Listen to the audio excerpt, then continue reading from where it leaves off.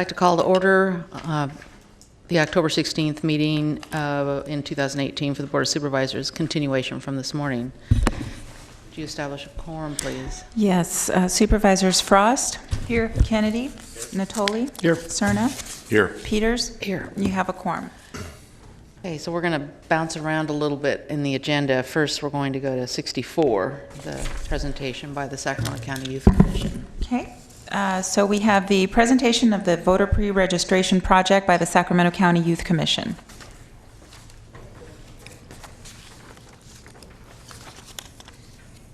Hello.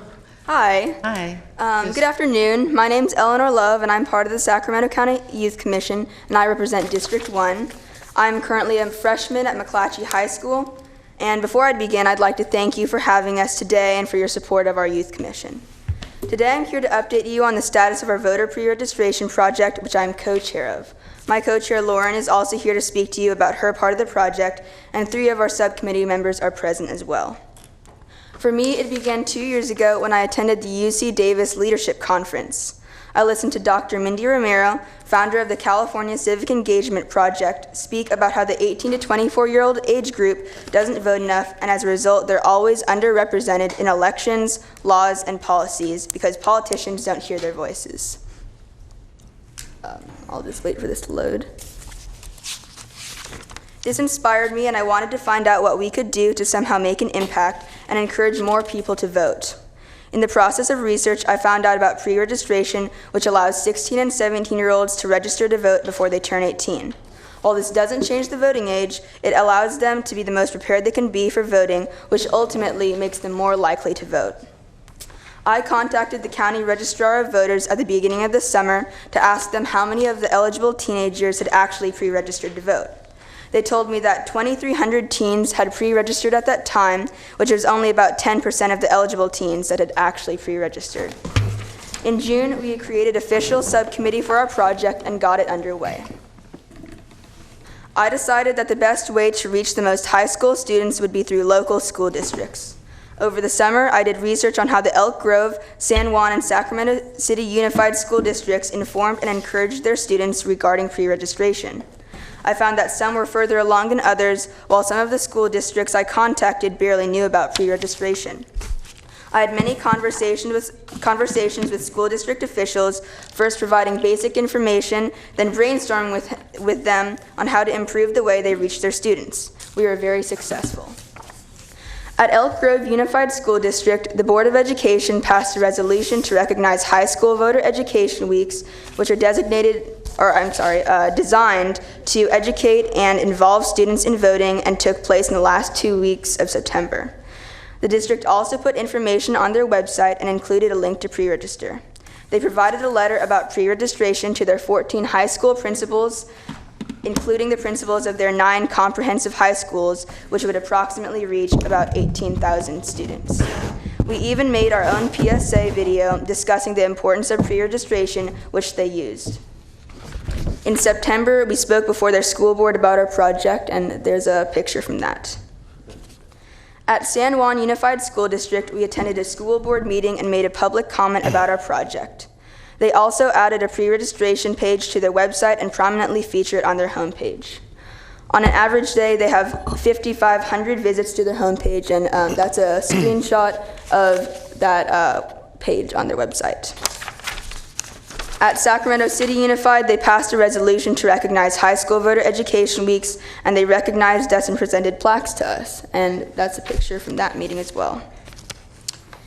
Pre-registration information was included in Sac City's weekly electronic newsletter, which is called the E-Connection, which reaches about 30,000 subscribers. School board member Christina Pritchett wanted ideas on how to improve pre-registration at Rosemont High School, and I followed up with several links and other information. School board member Jay Hansen said he wanted to meet with our group, and student board member Rachel Halbo reached out to us last week. Additionally, Mindy Romero, who I mentioned earlier, featured a story about our project and our commission in her newsletter. Last week, Lauren checked back with the County Registrar of Voters. and the results were very encouraging. 4,613 teens are now pre-registered. The county is still processing about 2,430 registration forms, many of which will be pre-registration forms. We hope and believe that we are a large part of the impact. Once again, thank you for listening to my part of the speech, and I'd also like to thank Lauren and the subcommittee for their work, as well as Stephanie for her help and support. I will now invite Lauren to speak.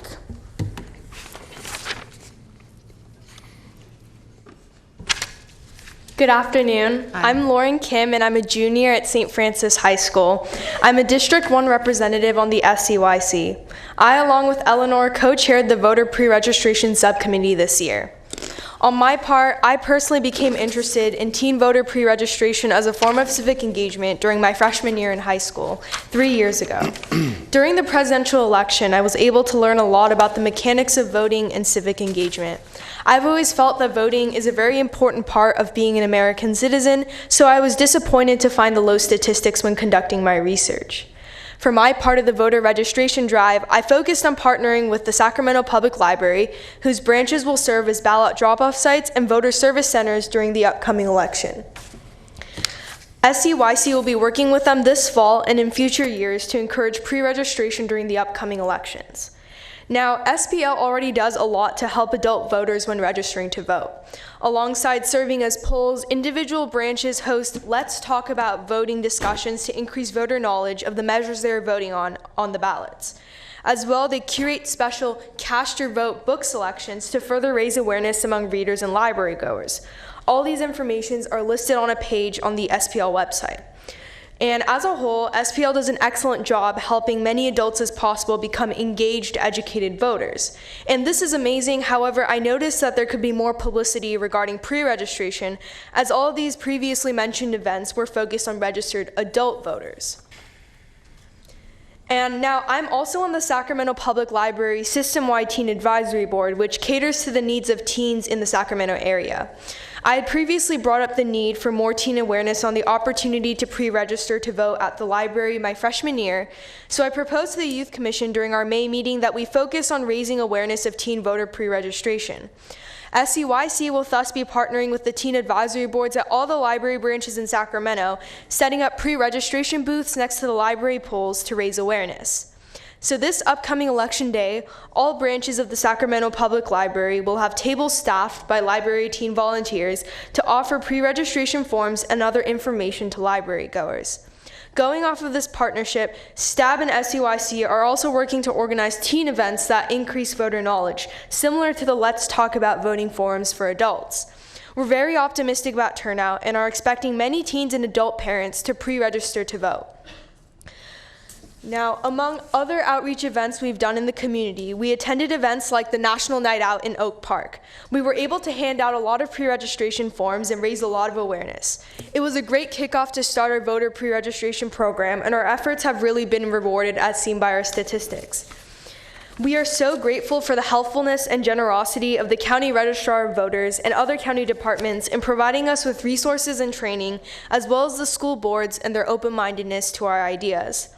Our positive results make us very optimistic about the voter turnout for the 18 to 24-year-old age group in this upcoming election. Once again, thank you very much for your time and attention. We're sure that we'll be bringing you more positive updates soon. And now we'd like to show a video that we've made. So.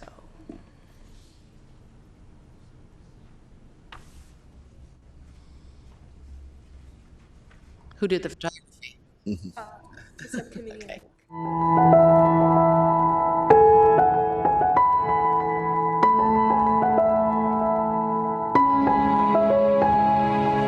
No matter who you are, or what you do, we can all be a part of our democracy.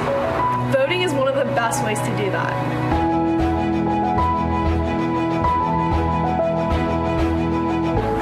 when you vote, you decide who your leaders are, whether it's at the national, state, or the local level. Pre-registration is the quickest and easiest step that 16 and 17-year-olds can take to be prepared for voting. This way, you're automatically eligible to vote when you turn 18. Pre-registering is as easy as one simple form, or you can pre-register at this link. Everyone deserves to have their voice heard. You can make a difference by pre-registering today. You can make a difference by pre-registering today. You can make a difference by pre-registering today. You can make a difference by pre-registering today. You can make a difference by pre-registering today.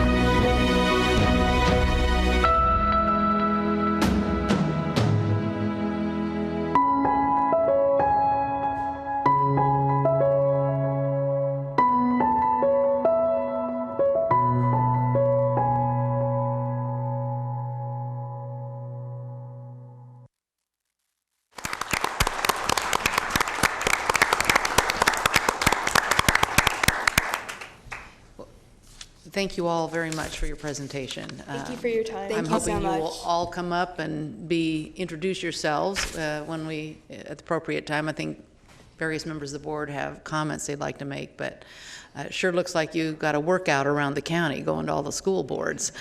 Thank you. Thank you. Mr. Cerna? Thank you.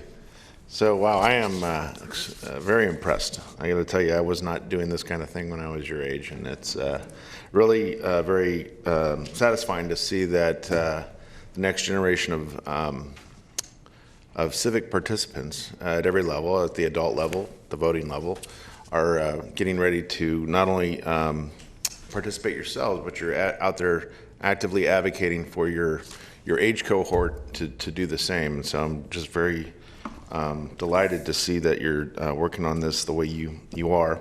Question though, is this video, maybe you mentioned it, is this video going to rotate? Where's it going to be seen? How's it going to be seen? You want to answer that? Well, Elk Grove told us that they would be using it as a PSA.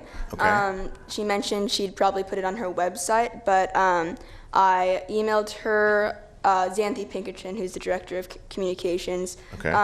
about 2 weeks ago, and I just asked her for results, and she said the only thing she told me was that about the letter and the other parts, but I'm not completely sure about the video. I'm looking at our county executive. I'd like to figure out how, if possible, we can get this on the Channel 14 rotation so that the entire county sees it. Now, that way, It just was. it just was, but on a regular basis. We'll work with Cable Commission to put this video on there. Yeah, I just think it's an extraordinarily well-produced piece with a great message, and it's backed up by a lot of sound research, and you guys should all be very, very proud. Thank you so Thank much. you. Mr. Natoli?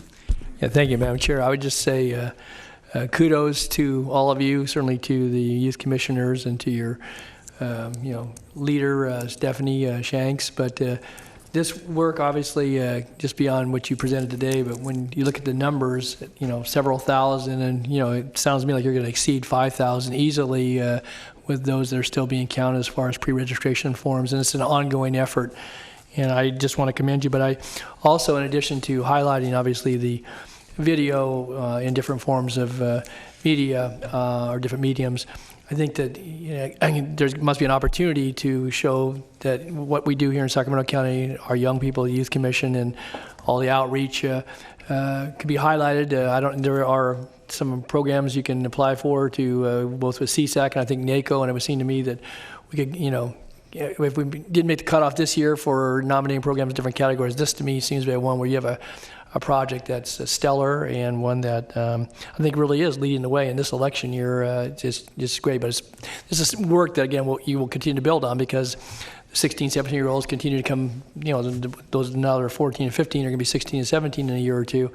And so this is an effort I think will continue to pay dividends and hopefully, promote civic engagement. But I commend you, and certainly great work, and a lot of effort went into it, but the results I think will be what you quoted when you started very, very early on about, the low participation rate. I could be willing to bet that a decade from now, if not sooner, we're going to look back and see, incremental improvement in that via what project you've just taken on here and the work you've done. So congratulations. Very good. Thank you so much. Thank you for your comments. And yes, we will definitely continue to pursue and encourage pre-registration and just basically encourage it to young people. Well, and then in a year or two, you can have a sticker say, I voted. And forget the pre-registration file, you've already voted. So, yeah, anyway, you can encourage others to do it. Thanks. Supervisor Frost? I want to thank you for your important work. In my short service as a public servant, I've learned that it's a low percentage of citizens that actually vote. And I think last year in Sacramento County, we had a big increase. There were something like 47%. But what you're doing is really important, and all of us work for you. And so your voting does matter because you're the ones who put us here to make those decisions. And I hope while you're encouraging people to register to vote and to vote, you'll also encourage them to continue to engage and watch what their representatives are doing, and make sure they're doing what they said and that things are going well, and help us because we need your input. And I'm curious, you said you were District 1. I'm curious, who is District 4? Is it one person from each district?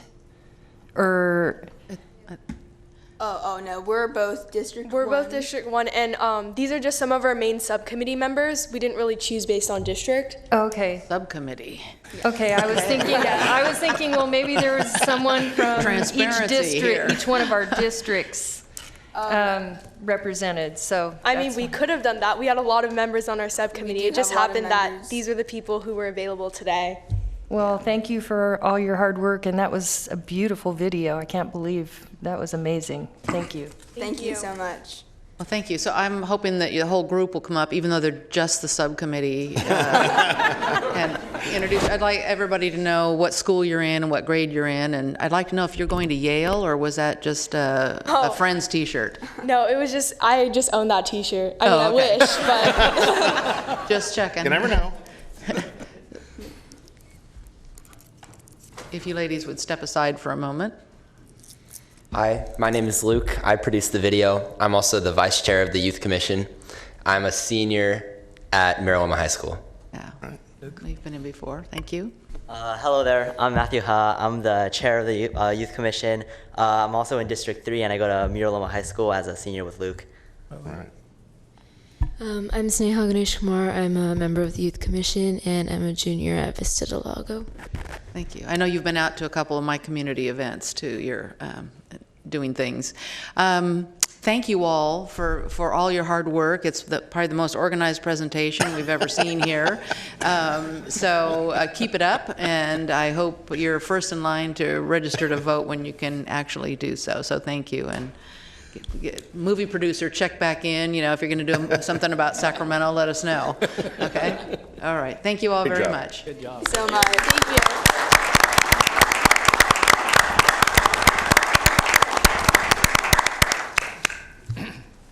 Okay, so Mr. Gill, are we going to continue item 62, the redevelopment? No, quick presentation from SHRA. I thought we were moving it to October 30th. I did, in further discussion with Mr. Leonard, they want to introduce this item today and ask for approval next meeting. And it's a two-step process that they've asked for. And they promise it's going to be a short presentation. Call your item. They can take a cue from the last presentation.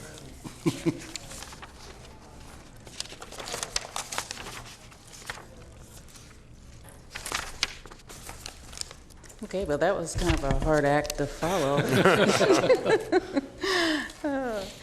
Okay, my name is Lachelle Dozier. I'm the Executive Director of Sacramento Housing and Redevelopment Agency. Good afternoon, Chair and members of the board.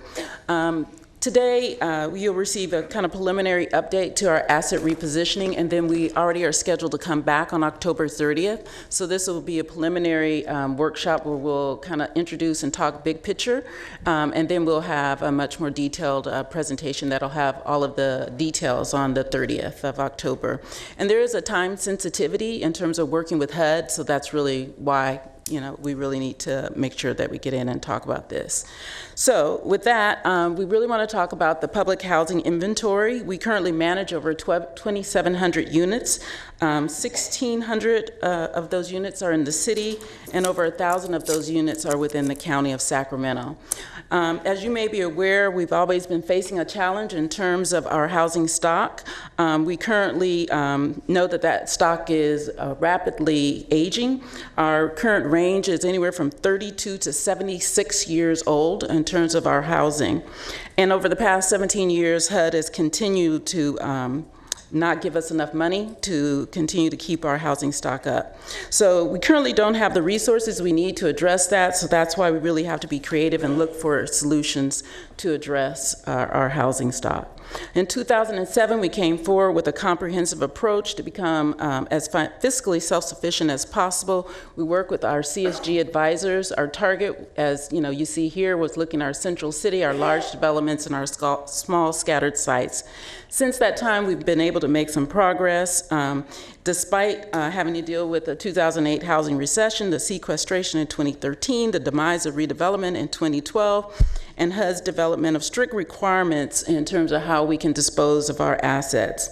So we were able to rehabilitate 5 of our downtown structures, as well as pursue Choice Neighborhoods Planning Grant, and we're very successful in getting that implementation grant and a scattered site proposal. So although we've made a lot of good strides towards repositioning our assets, across the nation, all housing authorities are struggling with this. There is a $53 billion backlog in terms of deferred capital needs.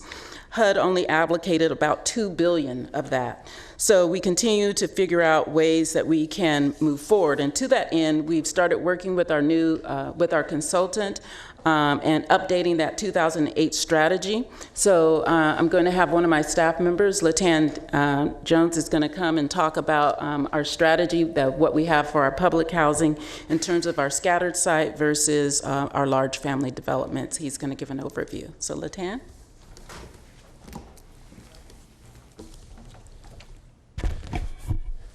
Hello, my name is Latan Jones, Assistant Director of the Public Housing Program.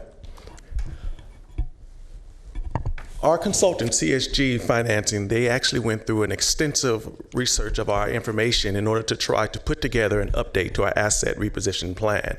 They look at the physical conditions of our properties via a physical needs assessment that was conducted by EMG consultants.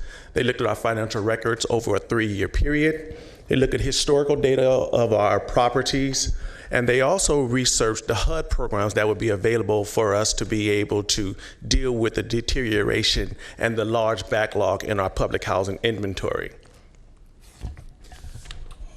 As they were looking at the actual physical needs assessment, there was we discovered that there's a huge disparity with regard to the actual needs that we have in terms of the physical needs backlog and the actual amount of financing that we receive. You can see in the lighter blue color where that actually represents the funding that we receive over the years, and that's sort of about $5 million or so per year. And then in the darker color, you can see the actual need represented.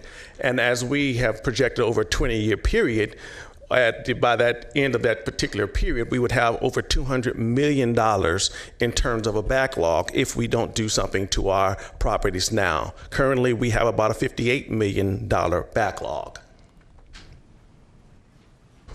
One of the determinations that was made as a result of reviewing our information was that we should actually convert all of our properties to the Rental Assistance Demonstration Program, and that for those properties that were 4 units or less, we should actually convert those programs using HUD's Section 18 Disposition and Development Program. Now, the Rental Assistance Demonstration Program was actually initiated in 2012. That program was initiated to actually create a platform by which you can convert public housing to a more stabilized project-based Section 8 platform. That program allows public housing agencies the ability to be able to leverage our public housing programs and utilize private debt as you would see in a typical tax credit project. Also, the program looks to try to make sure that the long-term sustainability and affordability of those properties are going to be maintained. One of the key features of this program is that all of these efforts or all of these things would be achieved and not have any risk to the actual residents. So residents would still remain at the position of being able to pay no more than 30% of their adjusted gross income for the housing costs. Another key feature of the program is that it looks to actually maintain the public stewardship of the actual program or the development. So as we would look to converting the program, we would look to self-develop and so that the actual authority would still remain in control. We would look at also trying to make sure that we manage the properties as well as having a long-term ground lease on the properties. And then finally, the overall program would give us more flexibility in order to be able to address the actual deferred maintenance backlog. In terms of the program, the RAD program, before and after, before RAD, properties are typically not funded at 100% of the public housing need. After RAD, properties are placed on a more stable Section 8 platform. Before RAD and public housing, PHAs could not borrow money to perform necessary repairs on the property. After RAD, PHAs actually have the ability to be able to borrow money and complete the rehabilitation necessary. Before RAD, the funding fails to keep up with the deteriorated living conditions on the property. And then after RAD, the living conditions of residents are improved because you're able to take care of that backlog, in most cases up front. And then finally, residents before RAD, residents cannot choose to move without losing their housing assistance. After RAD, residents have what we call choice mobility, and that is they would actually have a voucher, a RAD voucher, and after a year of staying there, if we go project-based, they would actually be able to take that voucher and move to anywhere that actually accepted a voucher. We do not encourage and we do not want them to move, but if they choose to move, they do have choice mobility. One of the key features of the program is that RAD continues to be tenant friendly in that residents have a right to information. Even when we would go to actually submit an application to HUD for the RAD program, we have to show and display that we've actually met with the residents, that the residents have had input, and some documentation has to be actually put in the application verifying that. So that makes sure that residents are engaged and informed about the process. The residents also have a right to rental assistance. Essentially what that means is that as we convert, residents will not be ousted out of the program. They will still have an option to be able to remain within assisted housing. Residents have the right to return. If we need to actually do relocation as a result of rehabilitation or deferred maintenance, then residents actually have that right to return back to the property. And then finally, residents have a right to relocation assistance. Just like we have actually provided relocation assistance in the Twin Rivers project, that same assistance through the Uniform Relocation Assistance Act would be provided to the residents. Residents are encouraged to actually organize. Resident councils, you have a portion of the actual rent that would go toward helping residents organize at the particular properties. And then once again, residents will continue to rent at 30% of their adjusted household income. SHRA has been looking at the RAD program for several years. One of the things is that in terms of the formula to determine the rent, they consider the capital funds that we actually receive. This year, the capital funds were increased, so that allows us to be able to actually have a higher rent than what we receive right now. So as an example, for a typical 2-bedroom, the rent would increase from $436 to $571, approximately 30%. I'm going to keep moving fast. Could you pause there for a minute? Mr. Natoli, did you have a question? Yeah, I just wanted to ask, where do you come up with this Point Lagoon? It has Elk Grove and Perry Avenue and El Paraiso, and why is it lumped under Point Lagoon, those scattered sites? What's that refer to? What we have within our public housing program is what we call AMPs, and that are several properties that are clumped together. Those decisions were made back in 2008 in order to be able to put projects together in AMPs. Those are actual clusters of properties that HUD will look at and the Housing Authority will actually have combined. Okay, but what's the name refer to? Point Lagoon is the actual name of the AMP, and then for instance, And the AMP is what? The AMP is Point Lagoon. I know. Give me, what's the acronym for AMP? What does AMP stand for? Basically, it's just a cluster of properties, several properties combined together. What's AMP? What does AMP stand for? AMP stands for Asset Management Plan, I believe, or Program. Okay. And so if you remember when we switched over to the Asset Management Plan, we had to start grouping things geographically. So it's just the geographical grouping of those particular properties, and we had to name them something. So we named it Point Lagoon. Okay, I wasn't following. As I read through it, I saw Point Lagoon. I'm trying to think. I've heard of these other places, but I've never heard of that, so I didn't know where that was at. So it's basically it's a grouping for asset managed properties or plans. You all have these fancy names: Sun River and Point Lagoon and Key West and all those things. Key West. Yeah, no, okay. But anyway. yes, that is okay. Thanks. Okay. Sorry about that. Okay, thanks. Okay, good. For our overall portfolio, we have approximately 160 properties that are what we call scattered site, and that actually represents properties that are 4 units or less. That actually represents about 218 units. Those properties that we would look to convert under the Section 18 typical demolition and disposition program. If we are able to convert our properties, for the city, we would actually be able to address about $95 million worth of deferred maintenance. Similarly, if we would convert our properties within the county, that would represent about $27 million of deferred maintenance. In the initial assessment that was put together, we had particular guidelines that we would actually follow as we would look to convert or do formulate projects.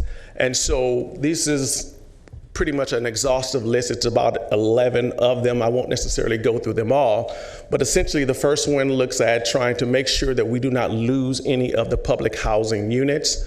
The second one looks at trying to look at different varying funding sources in order to be able to address the needs at our properties.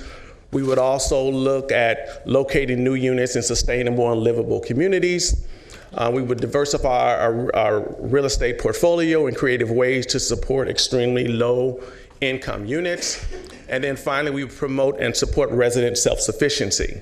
These were the actual guidelines in the initial 2007 asset repositioning plan, some of which actually may need to be updated as we look to reposition our assets in 2018.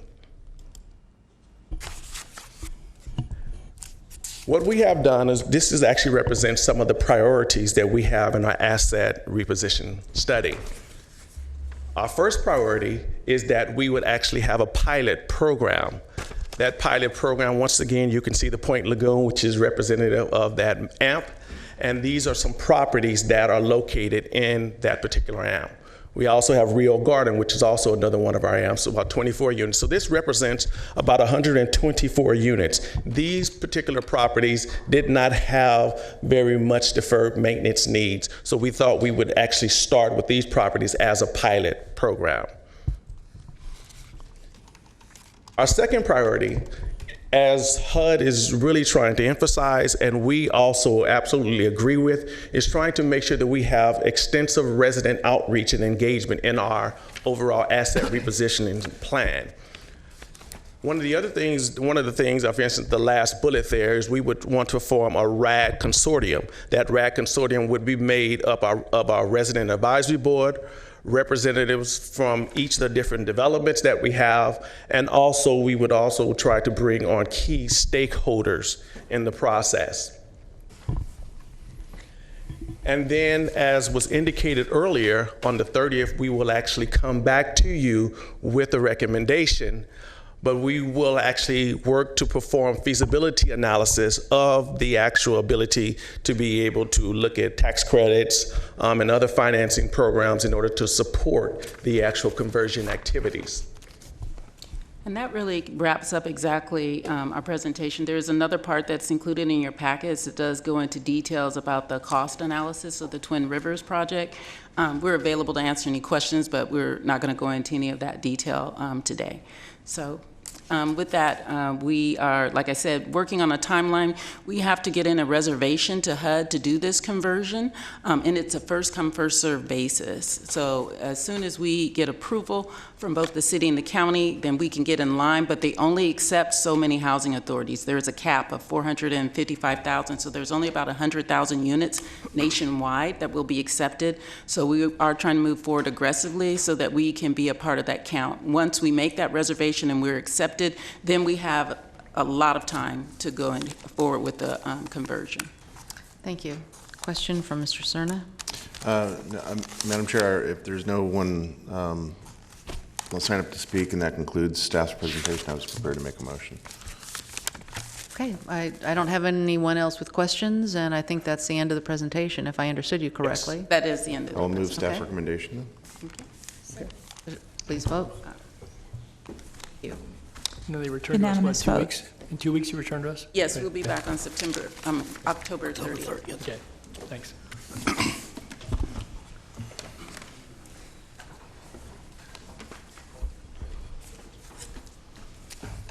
We'll go to item 63 now. Item 63, approve changes to the scope of services of the Inspector General's contract. Flo, I have a PowerPoint.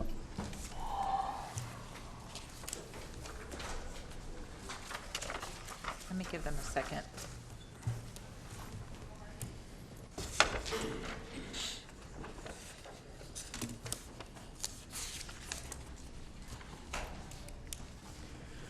So this afternoon, what I want to present to the board is some work that I've been doing with the sheriff on the Inspector General scope of services. This comes from September 11th when the board gave us some feedback, and the intent today is to have a discussion again with the board about some of the changes on the scope of services, and also gather any other comments or anything else that the board wishes for us to have in there. Even though the agenda item says to approve it, it's not necessarily for us to approve if there's further items that the board wants us to look at. So in the onset, I wanted to make sure that, setting the stage, that the Inspector General that we have is an independent contractor, and the word independent has been used a lot in different venues. And what it means for us is that when a task is given to the Inspector General, he or she will do that task without any interference from the board, the county exec, or the sheriff's office. And this is language that we've had since we put this in place in 2007. Furthermore, in my discussions with the sheriff, I think I will want to absolutely make a point that there is an absolute agreement that we're going to have an IG as we move forward. And today's purpose is not to discuss who the person is. It's more, what is it that we're expecting out of this position? As way of background, I know the I'm board- sorry, I know, did you want to wait? or- Just have a question. question Just from a- Mr. Kennedy. A procedural question. Now, would you prefer us to ask questions as we go along or wait? No, you can ask questions. If there's something that's in the PowerPoint, I can point that we can get back to it. But please do ask as I'm going through. I want to have a free-flow conversation with the board members on this item. Okay. Do you have a question, or you? No, Okay, Mr. Natoli does? Yeah, I had a similar question. So with that, just as you've set the stage and stressed the independent contractor portion of this, that as we go through, that is the only time that it's mentioned. When previously there had been, I think, at least 3 or 4 occasions in here, and as you're going to go down through your strike through, you'll get through that, where independent investigation or independent review is stricken. And, you know, I think that there was intent behind that originally. And again, you know, I know this is a body of work you're going to present, but I just, before we even jumped into it, because part of what jumped out to me is that independent is only mentioned when it relates to modifying the contractor, which is important, but then any other reference to independent review, investigation, and so forth has either been modified or other words have been substituted, or the independent piece is no longer retained in what has been outlined here now. And so I just, as a backdrop, rather than each time I go through, because I know in your second paragraph in here, you can see it's stricken out of there. And now there may be some other thought behind that. I want to give the you and certainly us and the audience to have a chance to have understanding, but that was very noticeable to me. Yeah, and the nature today is if we need to put that back in there, and I'm going to go through where the thought process was behind it, and again, I can't emphasize, this is a dialogue to make sure we are arriving at the same conclusion. The board knows this, but for members of the public, that the OIG is picked by the chair of the board, the sheriff, and the county executive. In the last one, the county executive did not participate. It's up to the board if you want the county executive in or not, but in the past, the county exec has played a role. They conduct the interviews on those three individuals, and a recommendation is made to the full board to vest the contract, if you will. So pause there. Those three do choose the OIG, but my understanding is the approval comes from the sheriff, the Deputy Sheriff's Association, and Lima. Don't all three of them have to concur? That's correct. That's my next slide. So sorry. We also have side agreements going back to 2007 that DSA and Law Enforcement Association have an input, and there is a concurrent sign-off from them when we go through it. That basically sets up how the contract is done. The other piece that is sort of in the gray area, but we don't articulate it that much, is that the contract is administered by the Office of the County Executive. And what that means basically is that any renewals, anything that comes in, comes to the Office of the County Executive, and whatever billing, whatever needs to be done, basically the maintenance of it is through the Office of the County Executive. The previous OIG was Mr. Dean. He had some staff, and through the Office of the County Executive, we helped get staff, get space for that person. The current iteration that we have right now is just one person, there's no staff, so, but that's the point there, that all the administration comes through the County Executive. So that's sort of the overview. That's what we're, if you will, the givens on this, that we're not proposing any changes until the board wants to make any modifications. We can discuss that. So when in discussions we had, right off the bat in the scope of service, I'm not going to read word by word, what is stricken in there is that it gets into some direction that can be given to the OIG as that individual is performing the contract. And when I get deeper into the presentation, section M and N is where we tackle items that are outside what the scope has. And one of the comments we got was exceptional cases, hard to define that. And to the point that Supervisor Natoli brought up, there's independent investigation in there. Again, what's being presented today is that the independence is vested through the contract. It's not to say that we cannot put the language back in there, but that's the thought process, is that this individual is independent from any direct supervision from any county offices. Okay, before you go on, Mr. Kennedy? Yes, thank you, Madam Chair. So I'm going to echo what Supervisor Natoli said, and throughout the document, we've gotten rid of all independence and investigation, but also, in addition to that, the Board of Supervisors it's deleted here, where it used to say directed by the Board of Supervisors, whether or not that's what it should be, but I think that we have watered down the role of the board so much here. There's only one mention of the Board of Supervisors left here, and it's at 2A, in which we receive an annual report. Overall, I mean, I won't make that comment on every one of these, but I'll say as an overall concern that I have, that concerns me. Correct. We are removing this board as an integral part of this process, in my opinion. Point well taken. When we get to N, what the attempt with that one, when we get to it, I'll explain a little bit more, is to give the board the opportunity through the county executive to direct any kind of work that's needed. Part of the discussion we got into, Supervisor Serna asked, is that one board member, do we have a meeting we have, section N can be modified to put board's name in there, but the thought process there is that if one of you has an issue that comes up which falls outside the scope that we think that IG should be looking at, that request comes through the county executive. I'll spend some time in section N, but at that point we can put the board of supervisors through the county exec or the county exec, so absolutely open to any modification on that one. I have a couple more questions. Mr. Natoli? I guess you're going to hear echoes in the chamber today because that's the point, and I know in our briefing yesterday that I wanted to make, is I think that understanding in your explanation, you'll get to it again in the public setting, but on M&N,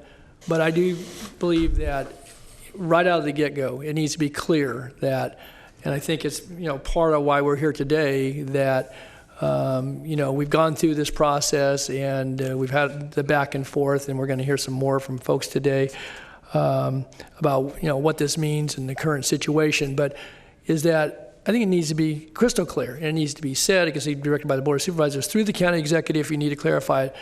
But I don't think it needs to be buried down in M or N halfway through the alphabet. It needs to be right there in the statement, and maybe there even in the scope of services, there needs to be a clear statement of intent, what's being called for, because one of the things that came to my mind, and I'm going to offer this right now as we're going through this, is that when we call for independency, is that, the oversight, that word's kind of been lost in all this text, and we're certainly looking for insight, but we're looking for independent examination, investigation, and recommendations.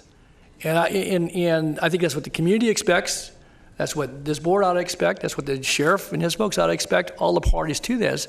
We can certainly tailor that, but I would be in complete agreement with Supervisor Kennedy on this, is that it needs to say that right from the get-go. Maybe there needs to be a preamble statement. I guess one other thing I would just offer, Madam Chair, and for my colleagues, because as I read this, and I think I'm going to certainly compliment Nav for his work, and he's going to walk down through this, and certainly working with the sheriff, is that I have a question.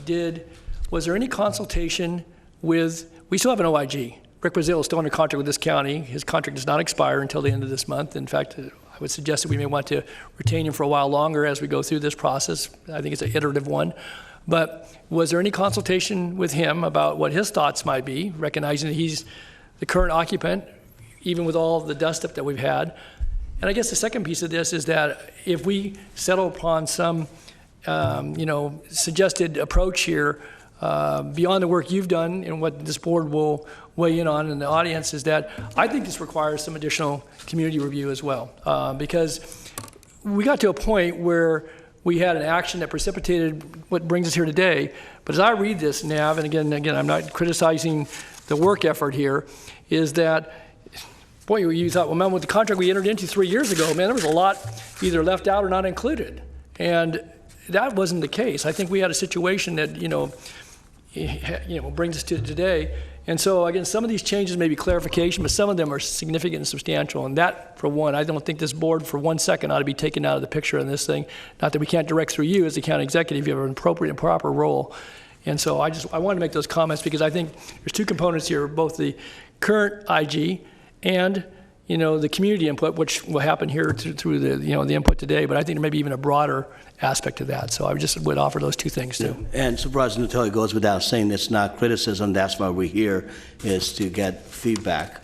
And I think the two themes I'm hearing, which basically is the whole document, what I'm hearing is the role of Board of Supervisors up front. The second one is the word independent. That's what I'm hearing from the board so far. Mr. Cerna? Oh, I'm sorry. Were you finished? I was finished. I was going to go next. Well, Mr. Cerna has a question.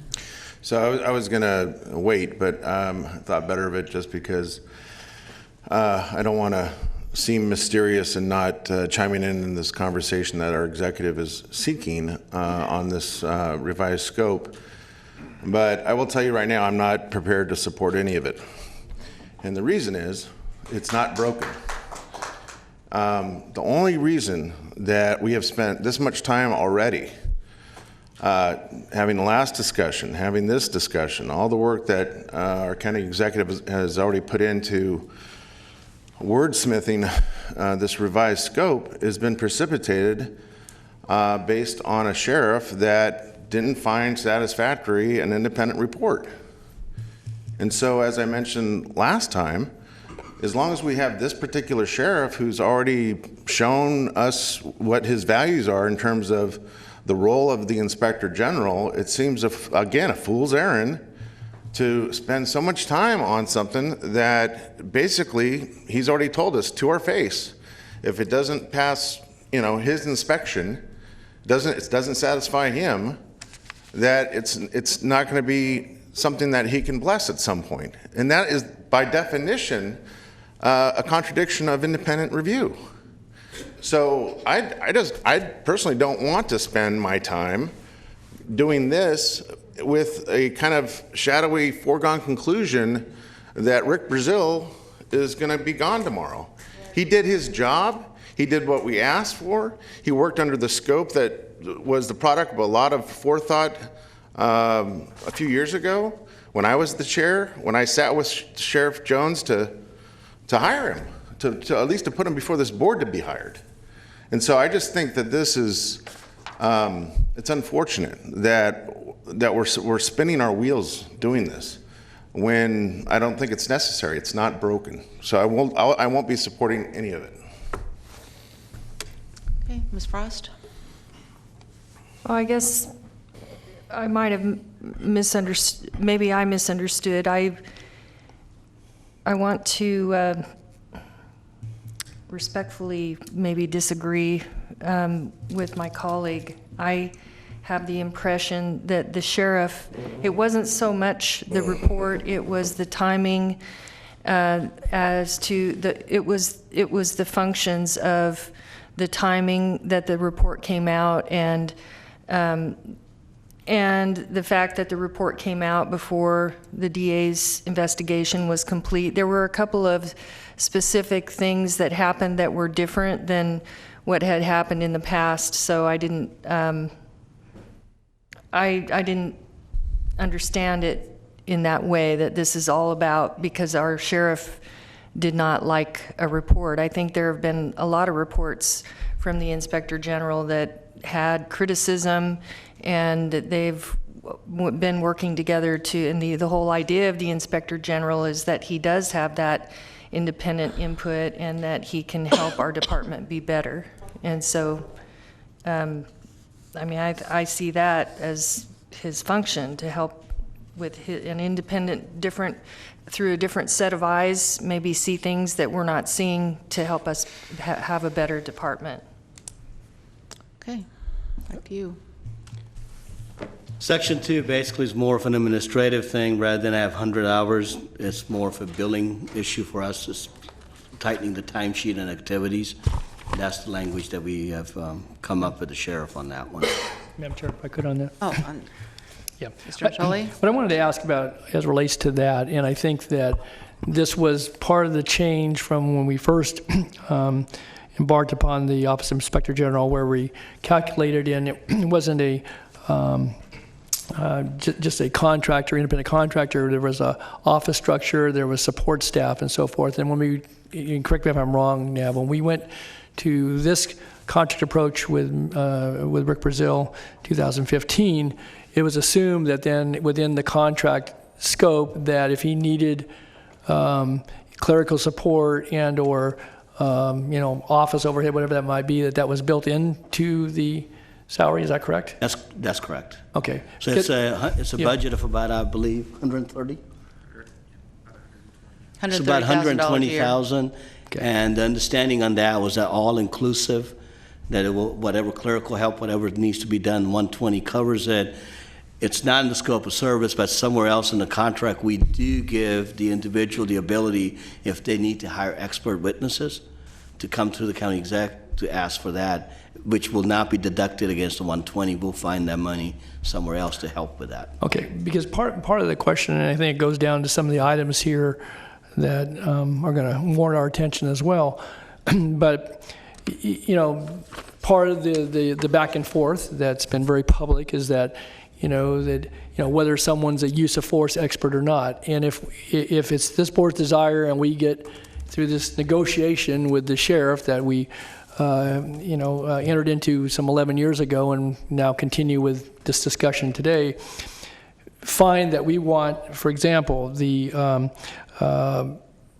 where we have either officer-involved shootings or significant use of force, and if that particular person, if the Inspector General, for purposes of discussion, wasn't a use of force expert, then I would think that to properly investigate and to do that independently, that those services should be called upon and be able to be called upon. And I want to be clear on the point you just made, is that in the event that the IG needed to have that expertise available to him in order to inform this board and the county and to do the proper review and investigation, then they're not limited by this contract amount that they have to bill for the hours. Is that correct?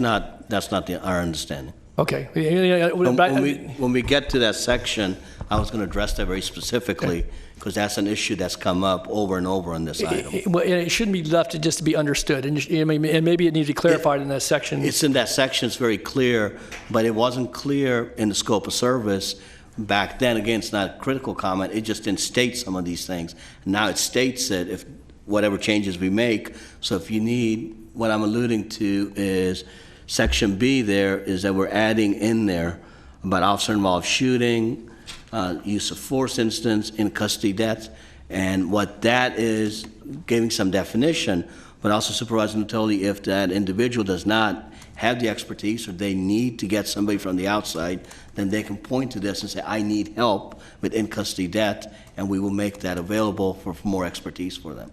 Okay, because in custody maybe needs somebody that's expert in forensics or in certain types of aspects. I guess I would just point out too that it was interesting to know, having gone through last year's report, which you give to all of us board members, the 2017 report from the IG, in addition to looking at the higher profile cases, there's in part of what got us to this originally was complaints, the inability for folks to, at least as they saw it, to get satisfactory review and someone to listen to their situations and concerns about whether it was, in custody situations or out in the field or, concerns about potential for profiling, whatever it might be. There's a whole role that in responding to citizen complaints that goes with this too, that, there's an aspect of that. And it's clear in the report, and that was a real important piece of, beyond the higher profile, was those day-to-day actions that, can affect, the entire community or citizen within the community. And so when you ask for billing for hours and so forth, I guess it's going to be required, be tracking a lot of that. And I don't know that I want somebody just to be doing a clerical exercise. I want certainly to get the value, but I think we're going to be hiring, and we've hired a professional. I mean, Rick Brazil is a professional. And so if it's all built into that, I just want to be Again, Mr. President, I just want to make sure that that section, it's not a comment about anybody that's been there. Mr. Dean had a process that we went through. Mr. Brazil has. This is not a comment about that. This is about all the different activities we have in there. We came up with 100 hours is the number that we came up with, because sometimes the activities were higher, they were lower with Mr. Dean, so we came up with a number of supervisors. Certain was involved in that. All we're attempting there is that if it comes out that the activity intensifies, that they're spending a lot more time than what they need to be, we have some kind of documentation, and if we need to come back and amend the contract, that gives us. With 100 hours, it does give us that too, but we don't have any empirical data behind it. And again, it's not a comment about the incumbent. That's not what this is about. Okay. All right. Thanks for that. Mr. Kennedy? Thank you, Madam Chair. So that section there, Section B, and I will say, from the outset that I'm in, agreement with Supervisor Cerna, but I'm going to go through this process in good faith. Now we have the word monitor in here, which, is again, to me, another sign of we've watered this thing down so much that it's not going to accomplish what I think the original intent, or I wasn't here then, I can tell you what my current intent would be. You have a word like monitor. What's that mean? Hang on. For example, the current MOU with the Deputy Sheriff's Association and Lima, I believe, if I'm accurate, does not allow for the Inspector General to actively monitor interviews or interviews with employees. So what does monitor mean? What is somebody who's monitoring doing?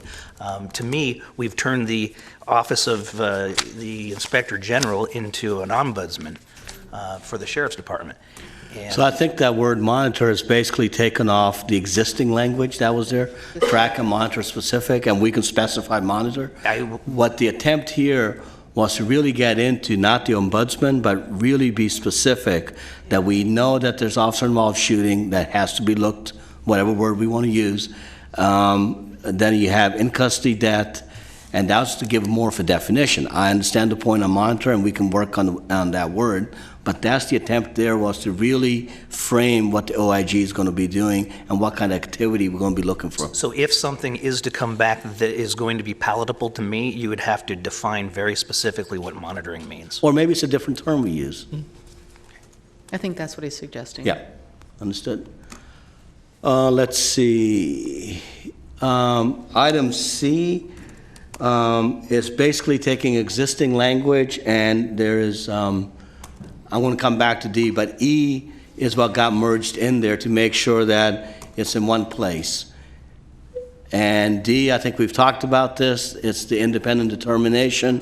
Again, the premise there, it's a premise that if the person is an independent contractor, there's some level of independence. But Supervisor Natoli, and I think Supervisor, certainly your point's well taken, that if we need to do a preamble, put something in the beginning, that could be how we deal with that item. No changes there, then... If I could, Madam Chair, just on D, I'm sorry. Again, I understand about a preamble, but I'm not, my own notes here, my own margin, I think that's very important to make, and you can use a different word than make, but to have the ability to basically provide independent determinations regarding investigations. If you're asking somebody to track, to monitor, review, examine, whatever term you want to put out there, and reading through the annual report, you'll see that there were reviews of completed investigations, and the IG in many cases provided recommendations. And you may have concurred or not, but I just think that's important. I mean, and we shouldn't be worried about saying that if that's what we want. If we don't want it, then I guess we don't say it, or we kind of fold it in. Again, this is not a criticism, Nab. I know you've been working with the sheriff, but to me, that's why we call for an Inspector General, is to make those independent determinations, certainly given within the parameters which he or she works. And to me, it's I don't know how others feel, but I think that needs to be a clear statement in there. And whether it's tied with another sentence or whatever, but we need, if that's what we want, then we need to say it, and we need to I guess basically expect it. I think the feedback I'm getting is that that's a pretty important point, and that's something I'll work with the sheriff on, that language. Then item E just combines what used to be in the old O section and just clarifies that when the complaint comes in, that it gets forwarded to investigate, to follow up the outcome, do all the interviews. There's no change, it's been merged in with section E.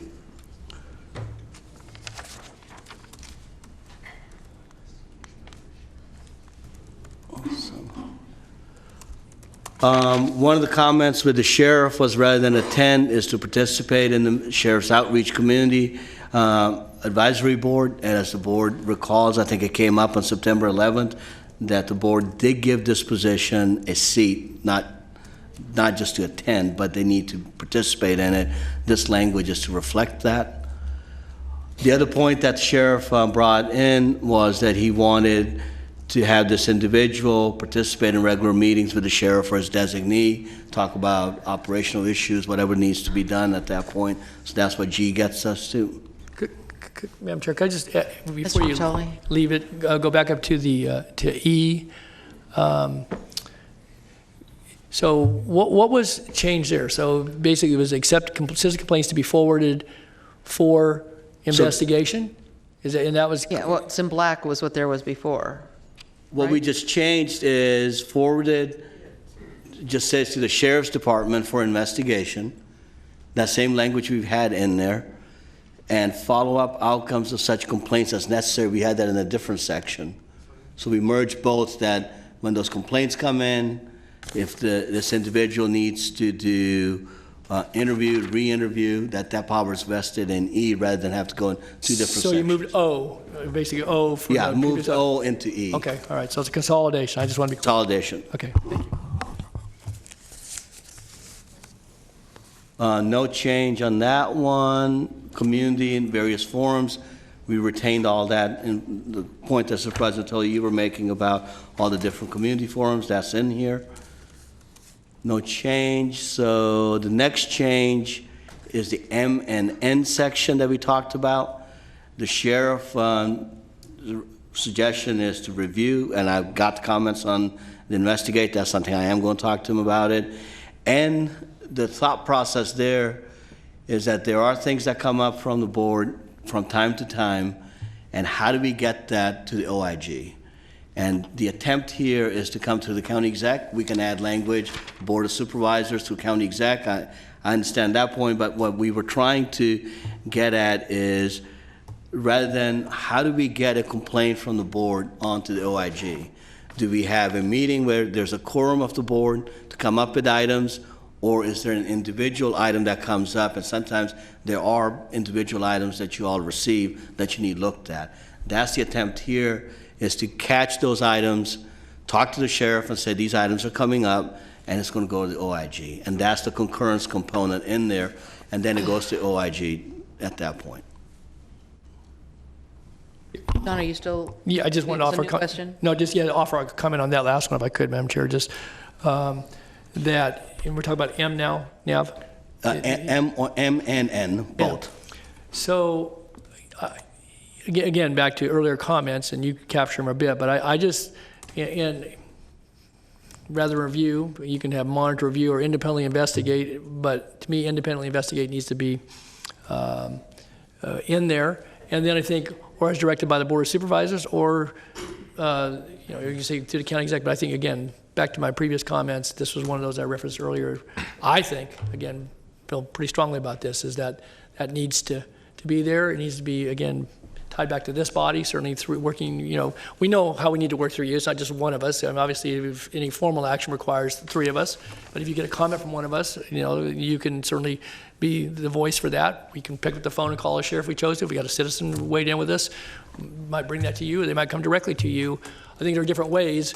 But I would not strike the Board of Supervisors, and certainly we could add county executive, or it could be requested by another county official. As far as I'm concerned, you could put in there. You could put department head. The attempt there is that we just want to make, at least from my vantage point, is that I want to make sure I capture all the different things that come in.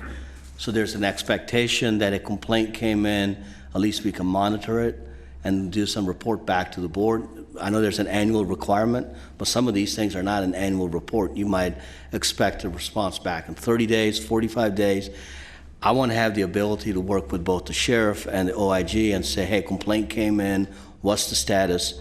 Where are you guys with this? That's the attempt there. Okay. And through the board, we could put that language in there, but I was trying to bring some level of, if you will, some administration behind it, so complaint just doesn't go away and you all are wondering what happened, or you got a call.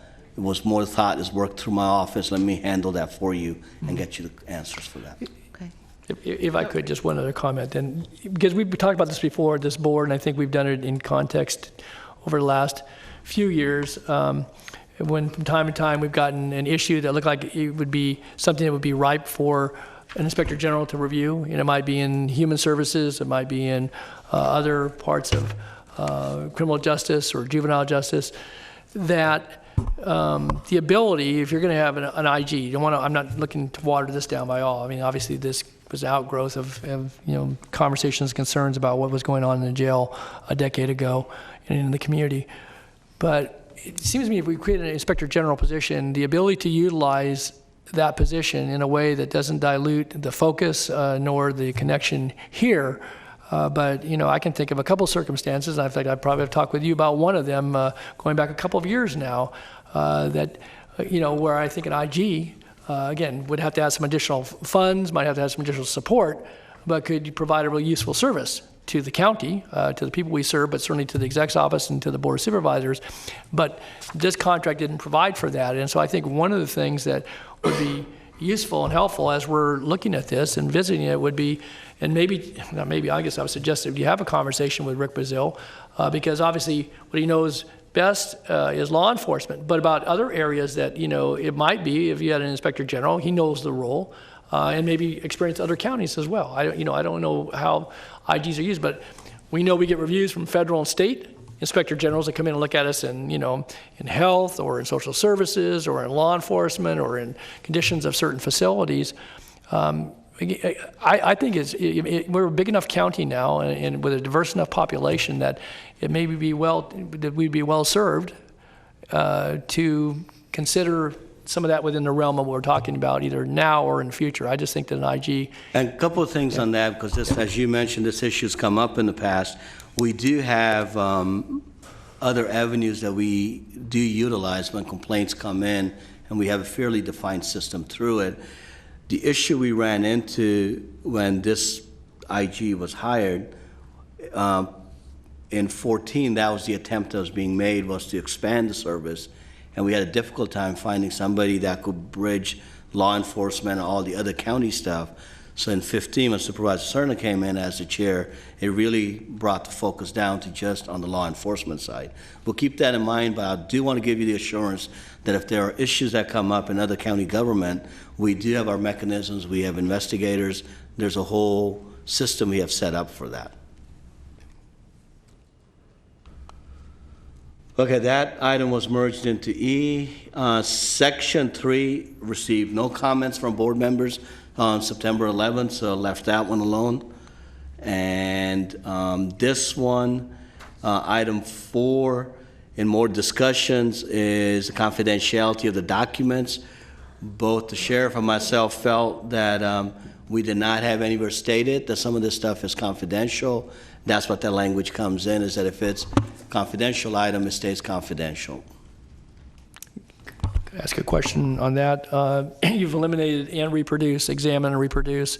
I understand confidential documents. I mean, sometimes you can't take documents out of the file, and again, with the presumption of confidentiality, but if there's a need to and there's no prerequisite that says you can't, why, from the standpoint of reproducing any reports, complete administrative investigations, other records pertinent to the audience, inquiries, or investigations, if that was good enough the last time around, why isn't it good enough this time around? And the sentiment that I got on that one is that it's confidential documents, and if you're going to examine in the confines and not reproduce them. If the board wants a different direction, I can go back and have that conversation. I wouldn't think that everything's confidential. I don't think everything's confidential. There's certainly police officer bill of rights. There are, court records and so forth. But I would imagine that not everything is confidential. I'll have that conversation. But I think you hit the main points. There's POBAR is a big issue. Personnel files. I mean, that's part of POBAR. But I can have that conversation. There's one more question, Mr. Kennedy. Next section. He's going back and forth on me. Okay. There we go. Not yet. Is that the? This is the one. I was okay. So this item is the one that we spent some time discussing, the sheriff and I did, about the facilities. And what is being offered on the screen is to say, is Sheriff's Department facilities, and the authorization comes from the sheriff. And I know this has been an issue that the board has had comments on, and we've engaged county council in some of this discussion, but that's what, working with the sheriff, we came up with is it's departmental facilities. If there's security directives that he has in place, that the OIG will abide by that, and the authorization comes from the sheriff. So I think this is another example of defined confidentiality. Confidential documents are marked confidential, but I know what I think confidentiality is. What does it mean in the scope of the current situation? Okay.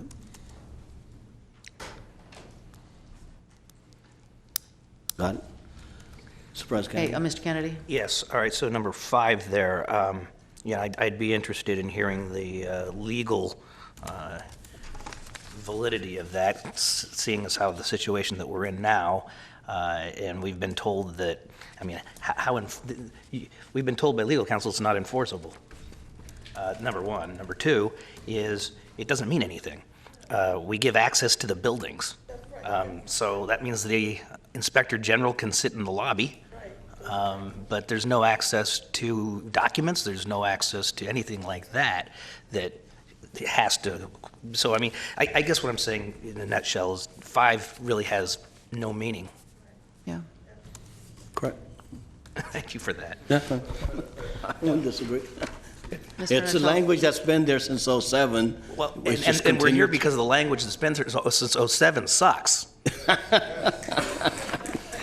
Okay. Mr. Natoli? Yeah, I just want to frame this too, and I want to thank County Council because they did provide, she did in her office some important background yesterday. I trust members of the audience have been able to access via the postings on the web. But this does go to something I think we had quite a bit of discussion about the last time around, and I think certainly to points made by Supervisor Kennedy. And again, the authorities that are vested in, obviously, the elected officers, obviously the elected sheriff, and I know that there were, out of the statutory duties of the sheriff, one of the things that was taken out of the government code was the sheriff shall take charge of and keep the county jail and the prisoners. But again, when you look at county facilities, these are public buildings. They certainly have office spaces that are reserved to the folks who occupy them. There are folks that are in custody. They're in custodial care. They're housed in different places, whether they be in the jail or in other facilities the county operates.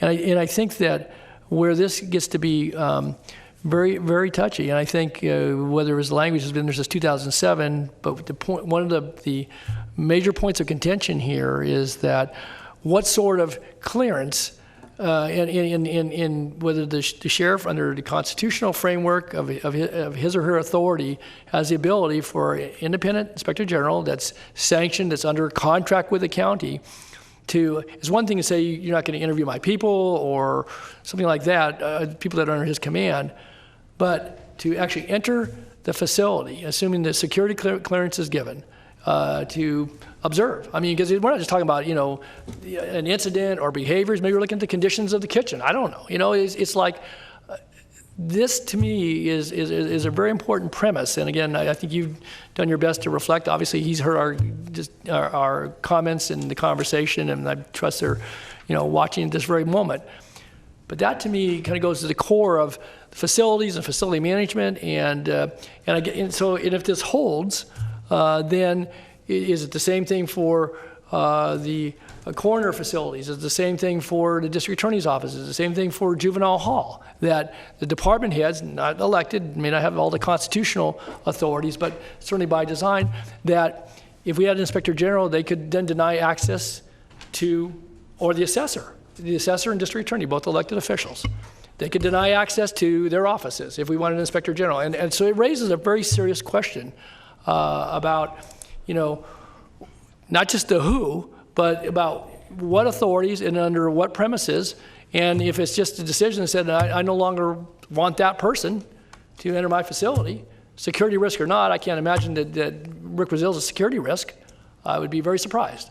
Somebody might make that declaration, but I don't think we can make that judgment in this meeting. No, I'm not trying to. But I'm just. I'm looking at county council because, yes, those are county facilities. I mean, we are the landlords, if you will. But when it comes to elected department heads and their facility, that's where the restrictions come in. Robin? And elected officials, other than the sheriff, are still bound to the county ownership. Where We the can't go in sheriff, the district attorney's office and get into confidential files. correct. But that's not based upon the constitutional mandate to secure prisoners. I think where the sheriff says, once he loses trust in the inspector general, he has fear for the security of his facility. Whether in fact that's been tested or litigated, when he says that, he's triggering his constitutional power that the board cannot challenge without a true litigated fact finding. That puts him in the realm of his independent, co-equal branches of government and his powers that are vested in him through the Constitution. So in the past, we've had, for example, the state auditor who have a right to audit sheriff funds, and they're to be given through the Attorney General unfettered, unrestricted access. That arrangement was worked out by having someone escort them. So it was unfettered, but it was, security was maintained through a device worked out with the sheriff. I think this is one of those where access of the locked jail facilities requires cooperation of the sheriff in some form or another.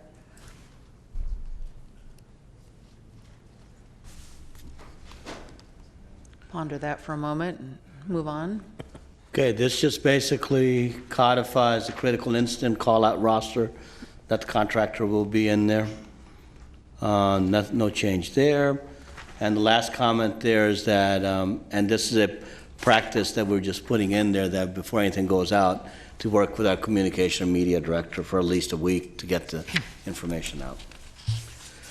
So the next component is other provisions in the contract, and the first one is, comment came up on September 11th, is there anything we can do about the OIG, who's the contractor, seeking elected office or not?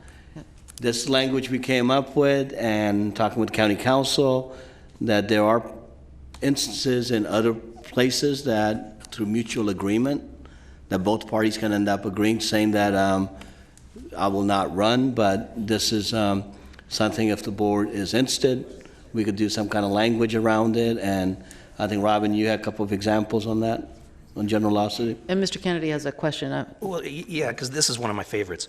Because, I mean, this is wholly unconstitutional. This is a violation of the First Amendment. And where there are circumstances in which this has happened, I'll use one for example, Smud Board.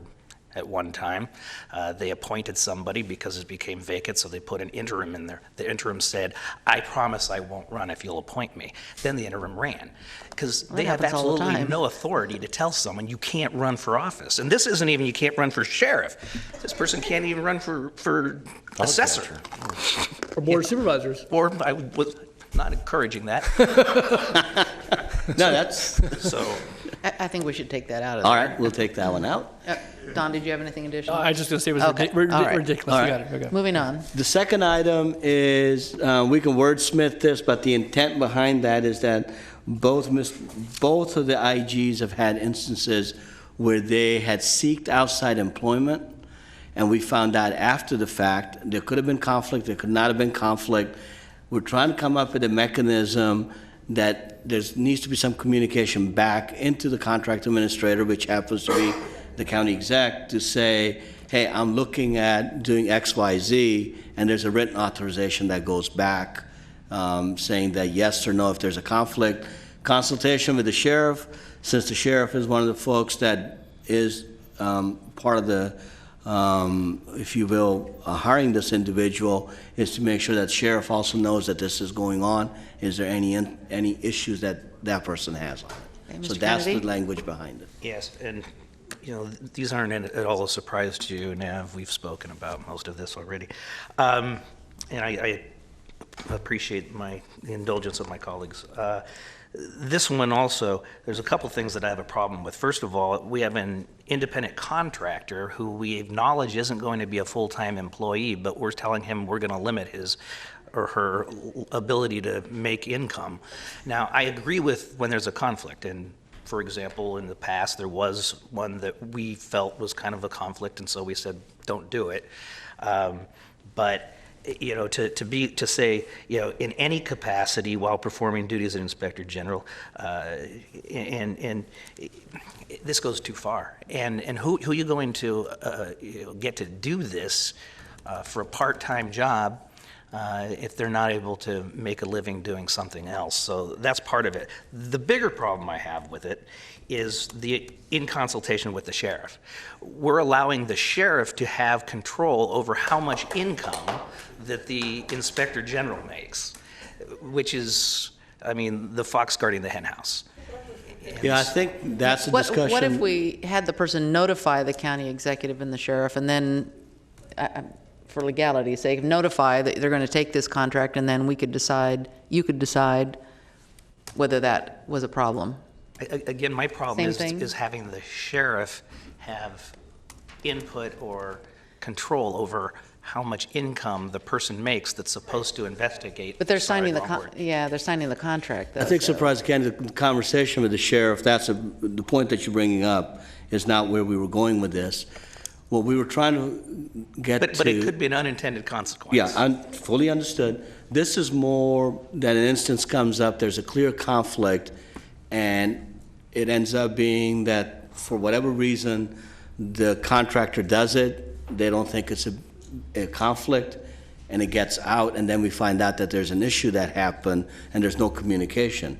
And there's been instances where that's happened that we found out after the fact, and then we had to kind of bring it back. So I think to notify, what I was interested in is... Or discuss?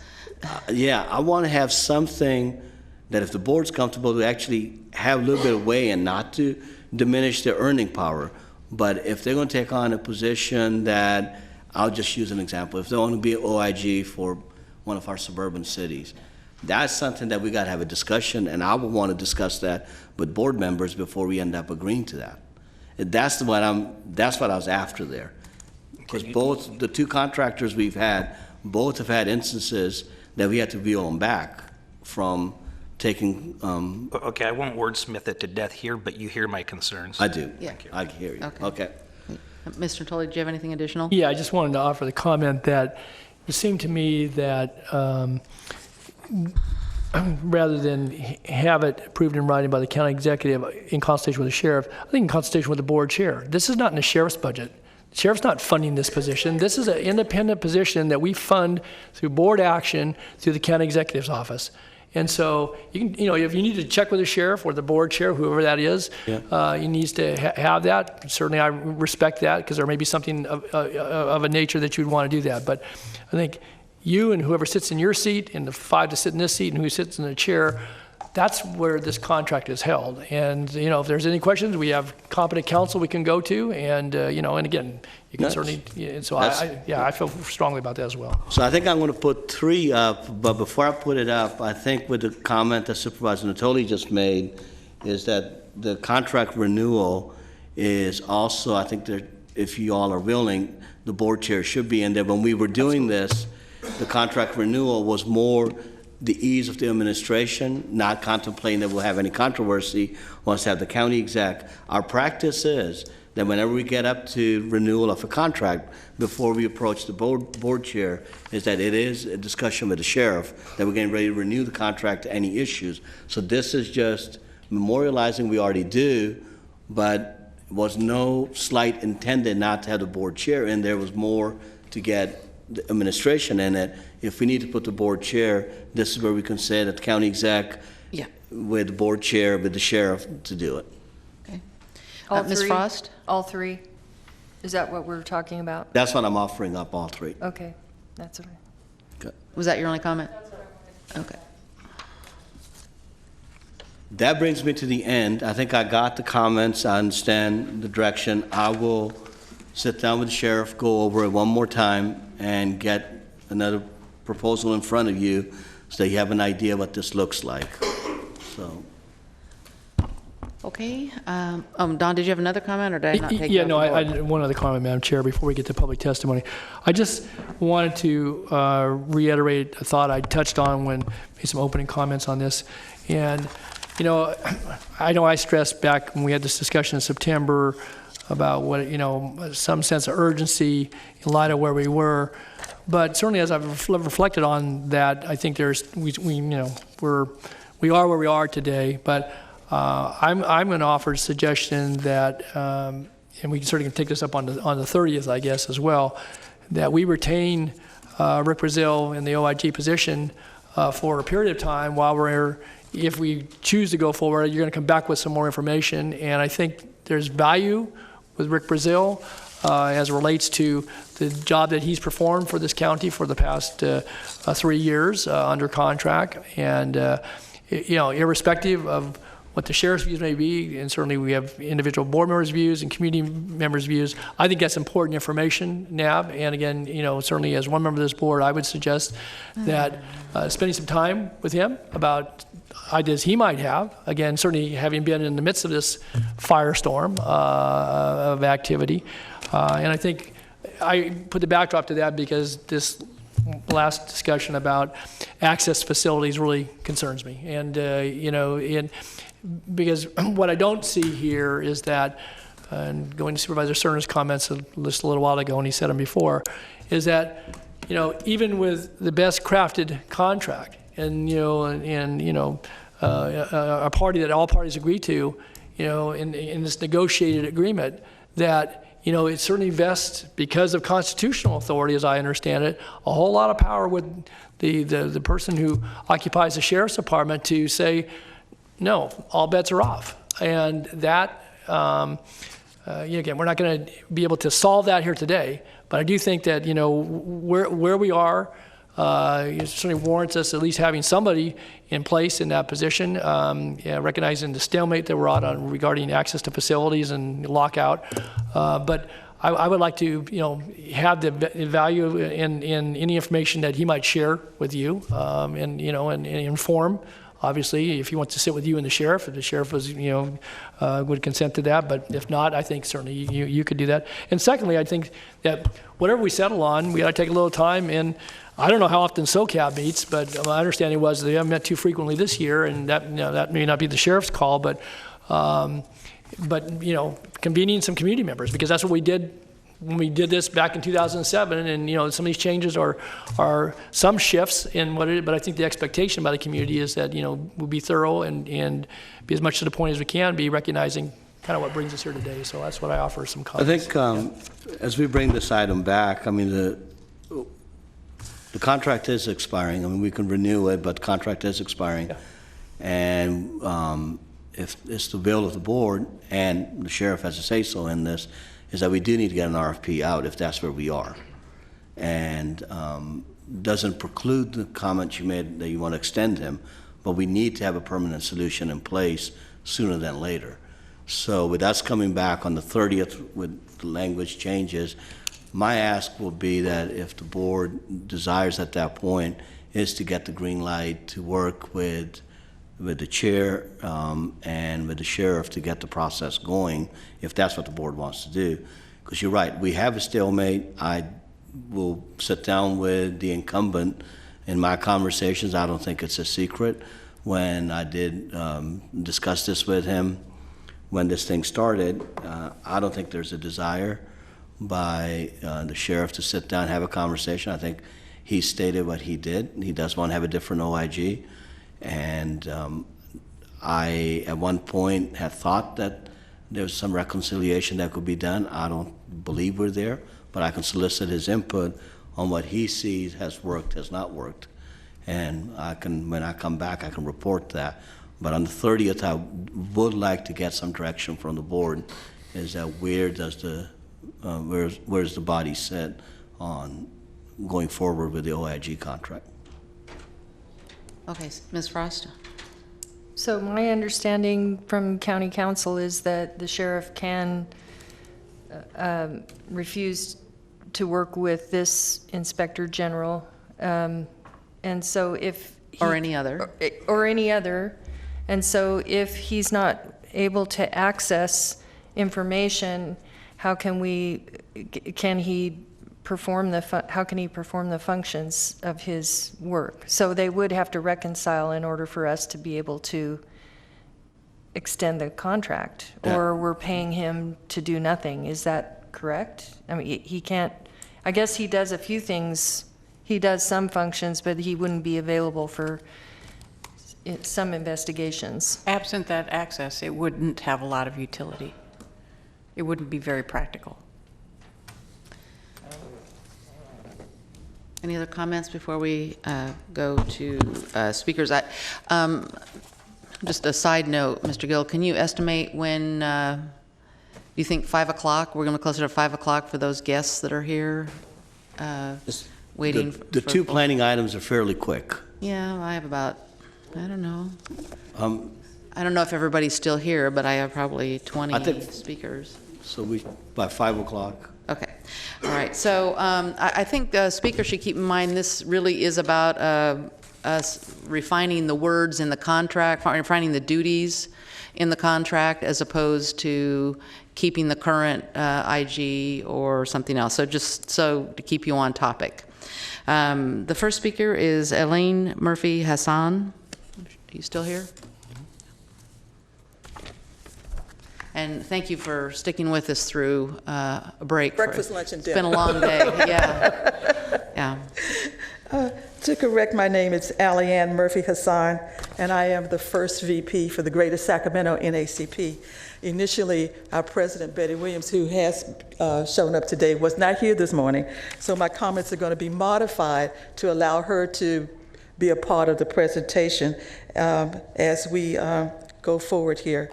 And I just lost my portion here, but a lot of my concern has been addressed.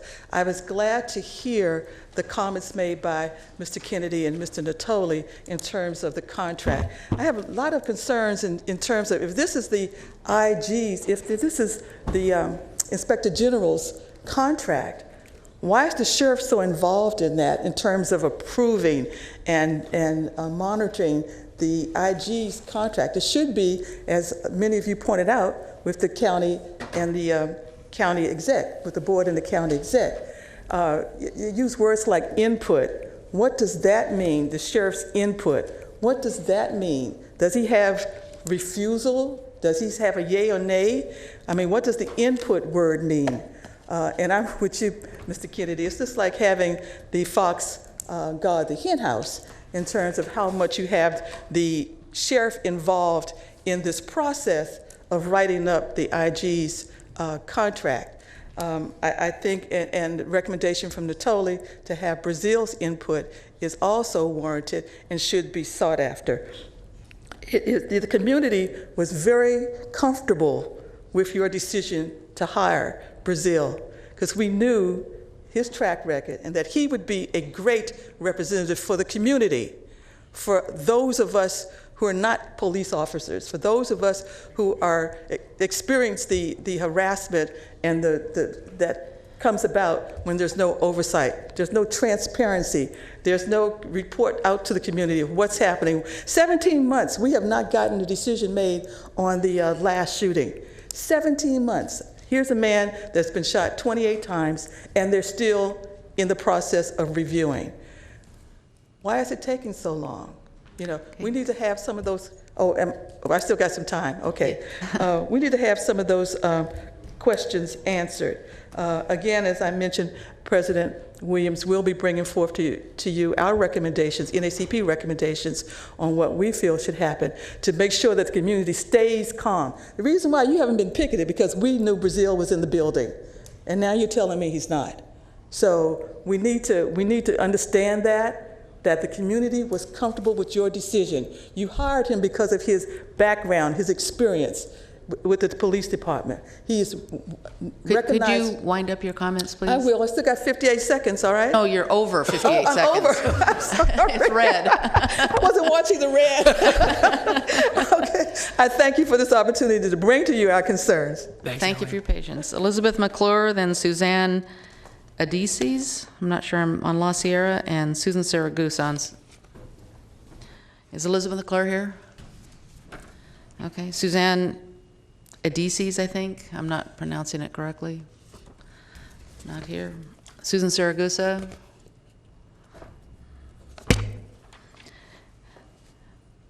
Jim Eichner. Yay. Then Alan Ash and Laura Bird. We do have a 2-minute limit. Good afternoon, my friends. I am Jim Eichener from Carmichael, a member of St. Mark's United Methodist Church, speaking for myself. I again commend the board for establishing the IG office and Sheriff Jones for his commitment to unrestricted access.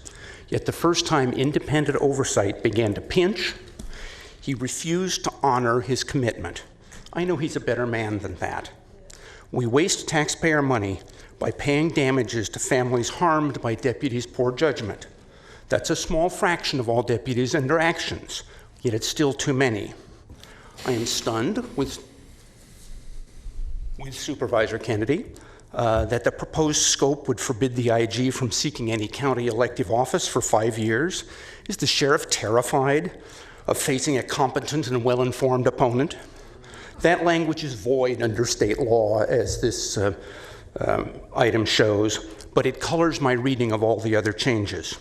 Every mention of independent investigations has been removed, as has the authority to reproduce documents, as you've mentioned. We know the games people play when investigators can only examine documents, preventing careful review later.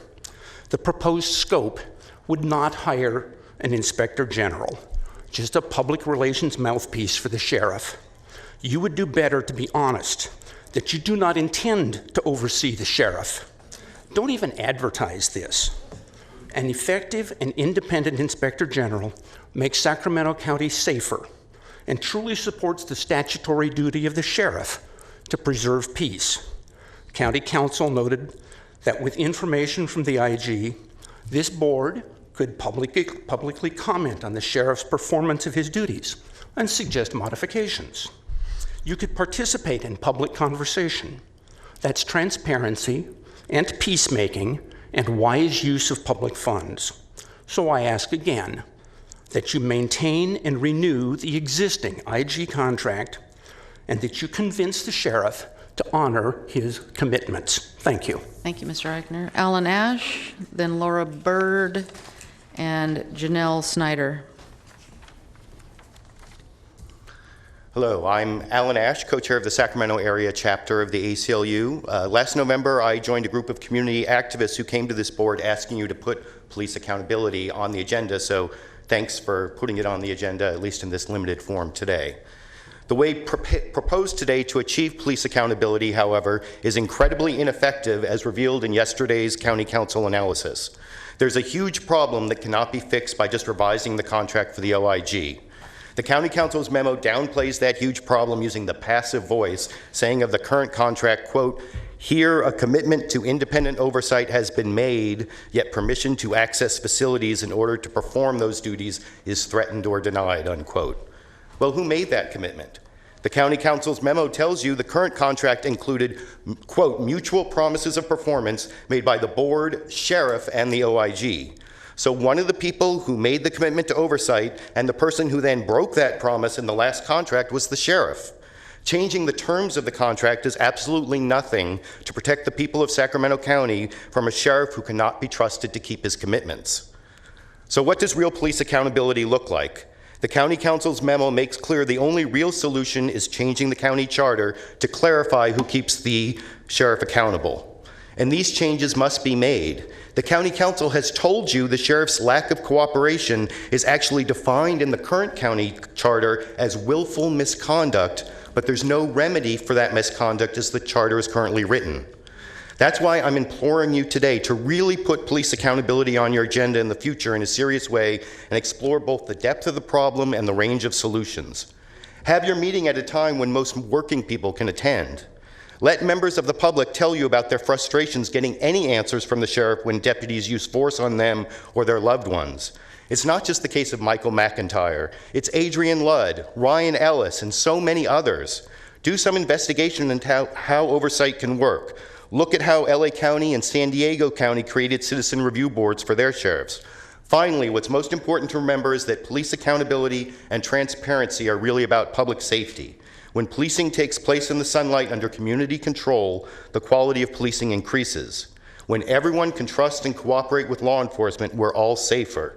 And that's the kind of safety that's not just for the privileged, but for every member of our community. Thank you, Mr. Ash.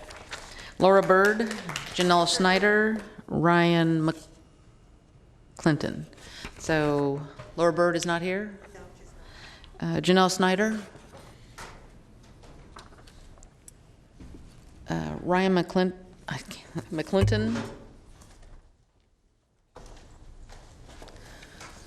Thank you. It's Ryan McClinton.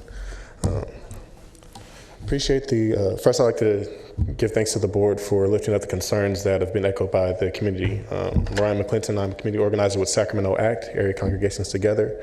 And as many of you know, we've worked long and hard with civic leaders as well as community members to bring about police accountability and transparency.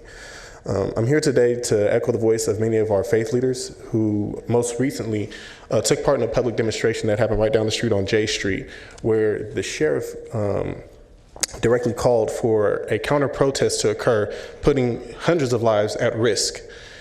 When we're looking at independent oversight and accountability, and specifically with the Inspector General's office, how can we have public trust when the same person that's openly putting a situation for violence to occur in our streets is also dictating how they'll be investigated? There's a serious concern and flaw within that logic with respect to the Office of the County Executive to have every single question that was thrown to him from your input this afternoon be responded to, that we have to consult with Sheriff Jones before we make modifications. That again is a deep concern. I do understand within contracts that the sheriff has a voice and some inclusion within that, but I'd strongly urge the board to consider all options of what's possible within the scope of work to really building that police accountability. It does sound like you guys are looking at that going forward. I'd ask to look at what other charters can also support your work as well. At the point of where Sheriff Jones was responded to within the investigation, to completely lock out the office, that's unacceptable. That doesn't create public trust, that doesn't create public safety. To know that our budget has been allocated to the misconduct of officers in a heavy way, that's another concern that I think, of course, the board has oversight to kind of adjust and address in a meaningful way. I strongly encourage that the recommendations that are led by the sheriff be opposed, and hopefully that there can be a community-led, community inclusion process to look at that scope of work in a more defined manner that, again, brings greater transparency and accountability to the Office of the Inspector General. Thank you, Mr. McClinton. Thank you. Henry Orlees, and then Raymond Garcia and Allegra Taylor. Is Henry Orlees here? Raymond Garcia?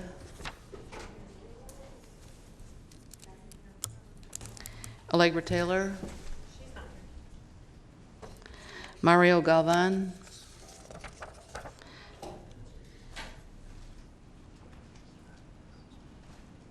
Then Andel Harrison, I'm not sure, on 35th Street.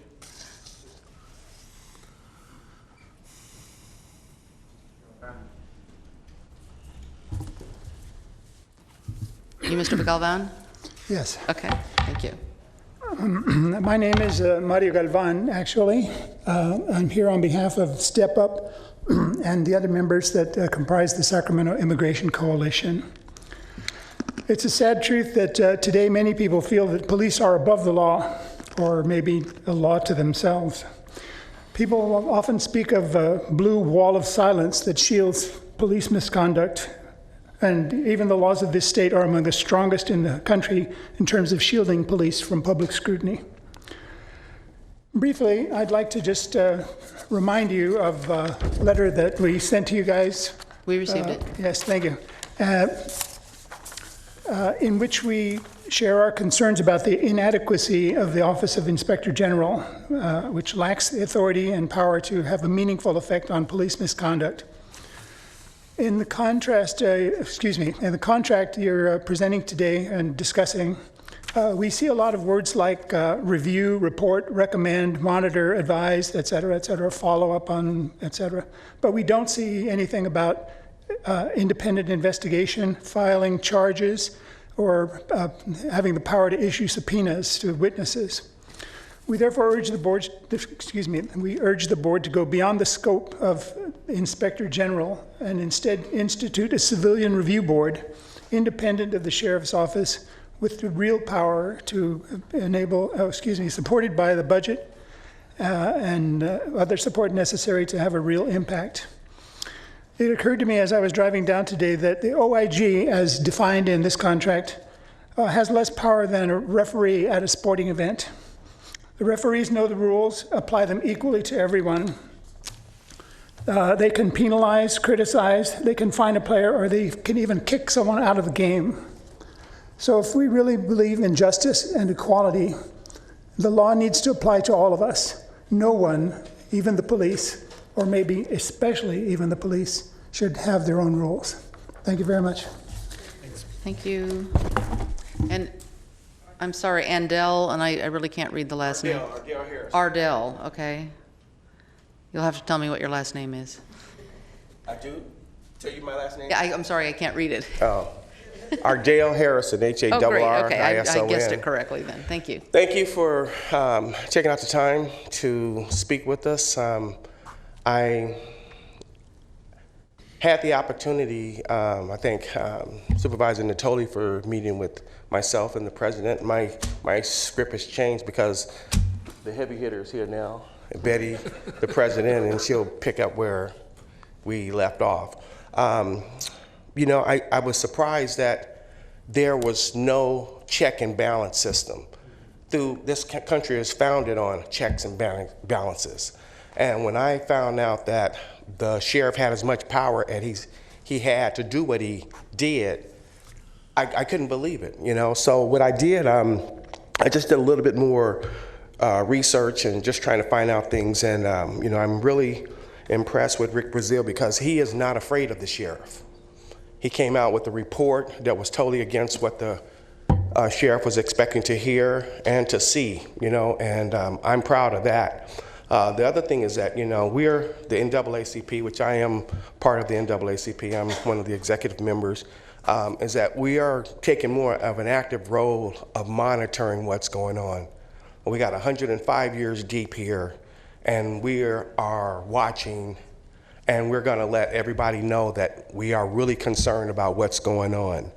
You know, I've never heard of any one getting locked out of their office that was to do an investigation. So I'm not gonna take up too much of your time, let the other people speak, but again, no one should have to work in a hostile environment, and I just can't see where it's effective to have a IG in an office that he can't properly do his job. It seems like it should be totally separate, another location, and to be able to have access. So again, we're the NAACP, and we're just gonna keep an eye on everything.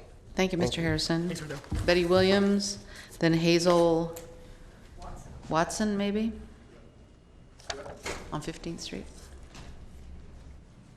Good afternoon, Chair and County Board of Supervisors. Susan and Don, we've been here before in 2007. Seemed like we're visiting the same thing when we filled the County Board of Supervisors with community members. At that time, we had a high number of individuals dying of suicide in the jail, higher than the national average. And so at that time, we asked for an IG. And some of the basic information that we were asking at that time was independency and investigation.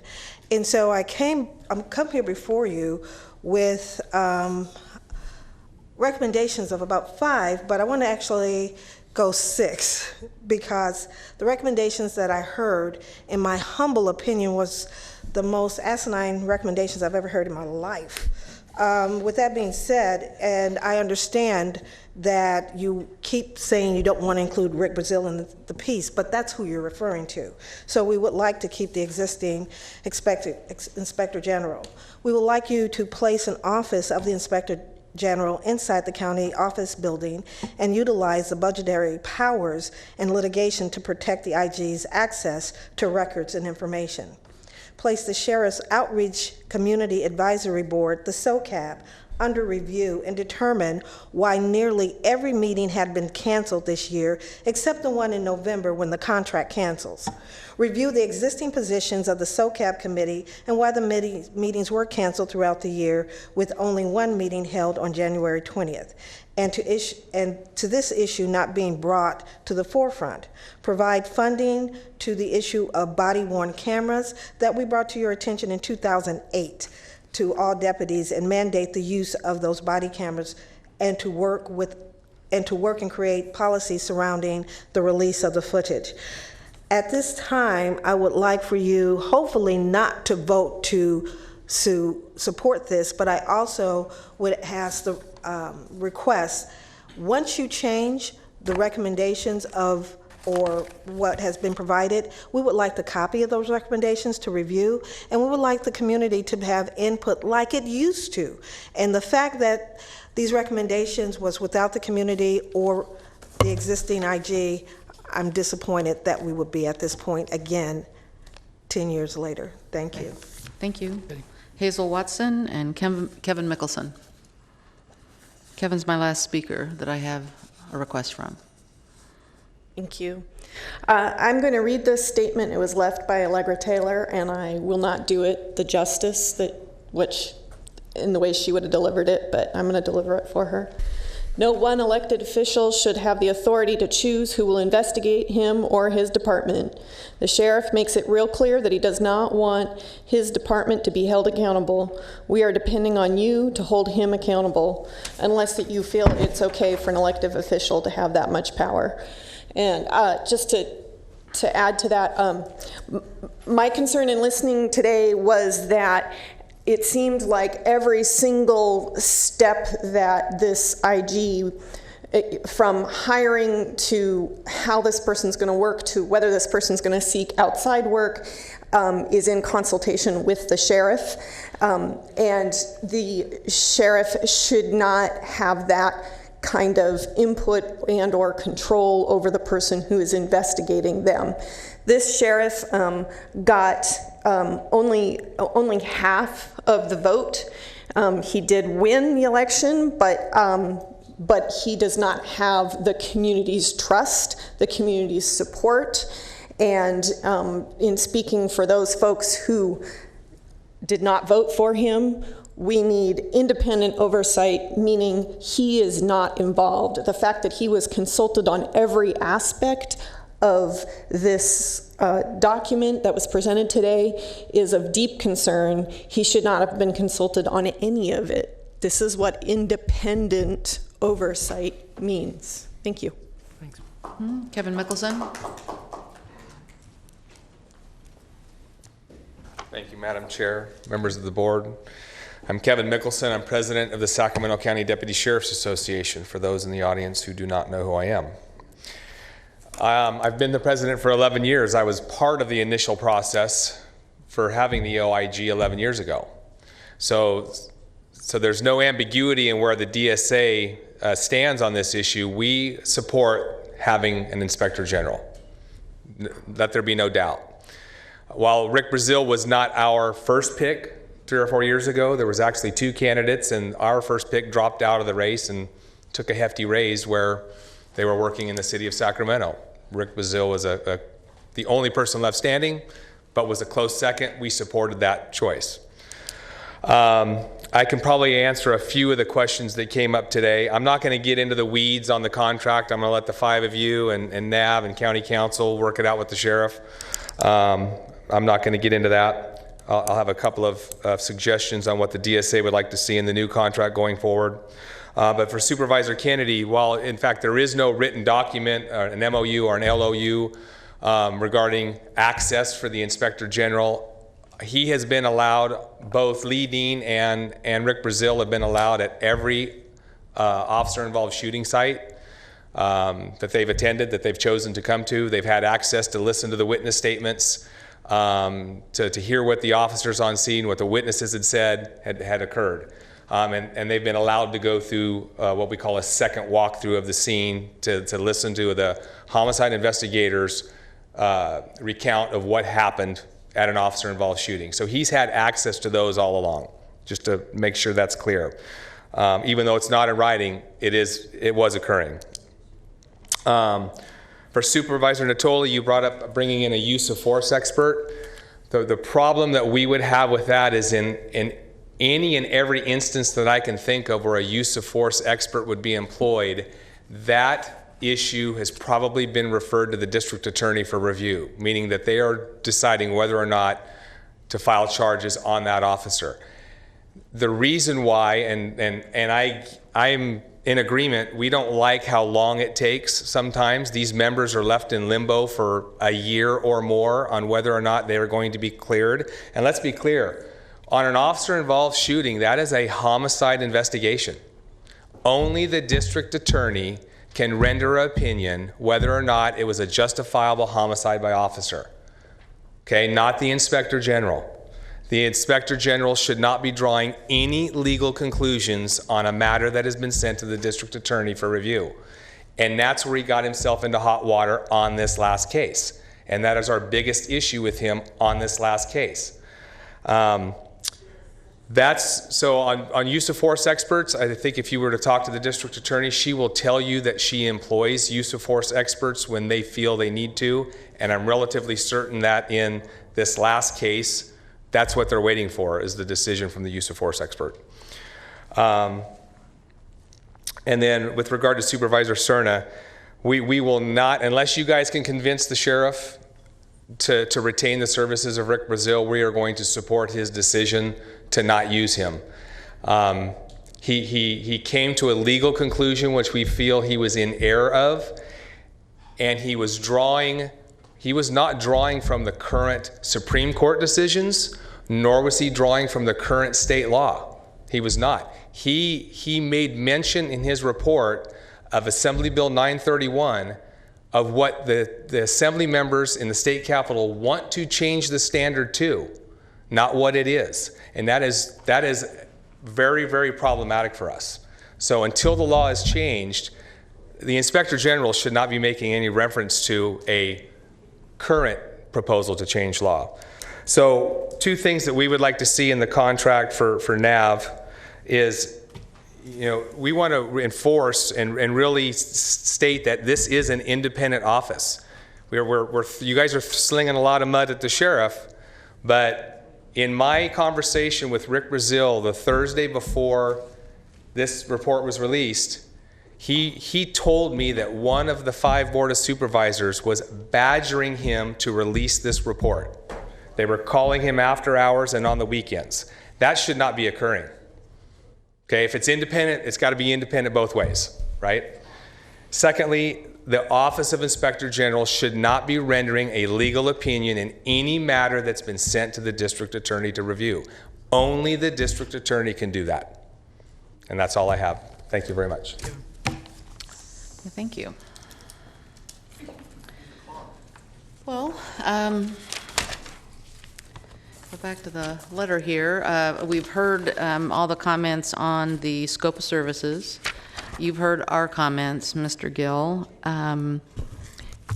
Does it make sense do we need to repeat any of them? Nope. Okay. Don't want to hear them again? One was enough? One's enough. Okay. I got the message. Right. Okay. I can go again if you like. Yeah. Just light a match over here. No, we have them. I just need, I would like to come back on the 30th, but given some of the comments, I would like to have a little bit of flexibility if I slip a couple weeks, but I'll let the board and everybody else know on that. But tentatively, with the comments, I need to meet with the sheriff and work these issues, come back on the 30th. So you're coming back on October 30th. The recommended action is to approve changes to the scope, but that doesn't require a vote. You've got all the head nods you needed. Okay. Any other comments on this issue before we go on? Mr. Natoli? Yeah, just very quickly. So if you don't get back to us on the 30th, again, recognizing that maybe a very limited scope under the current set of circumstances, but do you have the contractual ability to continue to have Rick Brazil remain as OIG? No. So you'll need to seek that authority for an intervening period of time from us on the 30th, irrespective if you're ready to come back with this. Yeah. Okay, I just want to be clear on that. So one other thing if I could ask, it was raised in the letter, and not to divert attention, but as it relates to citizen review panels in LA, San Diego, and I think in Orange County, could you give us some information on that without, I don't know, there needs to be a lot of independent research, but you know what the construct is for those, because the issue has been raised by a number of community organizations, and I think it would be wise to at least have that information. Okay, we will send that out to you. Thank you. Okay, thank you. Mr. Kennedy? Yeah, just briefly, I would like to see, whenever you come back with what you're coming back with, also a copy of the RFP, because there's other things in there beyond the scope. Oh, you mean, okay, got it. Okay. Then we'll move on to our next item. Thank you all for coming today. Item 65 is the Metro Air Park Special Planning Area Amendment Phase 1, an ordinance amending the Sacramento County Zoning Code, Metro Air Park Special Planning Area and Metro Air Park Landscape and Design Guidelines and Master Sign Program for properties located within the Metro Air Park area in the Natomas community. The environmental determination is an addendum to prior negative declaration. Good afternoon, Chair Peters, members of the board, Chris Pahuli with your Office of Planning and Environmental Review. I am prepared to give a full PowerPoint presentation. Alternatively, Can we vote on that before you start that? now, alternatively, should the board desire, the item is before you, the ordinance which would amend both the Sacramento County Zoning Code as well as the Metro Air Park Special Planning Area is available to you to move forward. Both myself and the applicant are here and can answer questions if you so desire. Does anyone wish to hear the full PowerPoint or make a motion? I'd like to make a motion. Okay.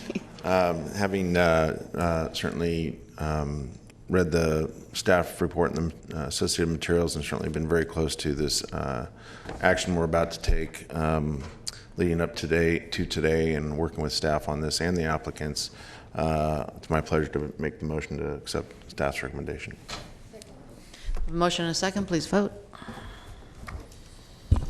Unanimous vote.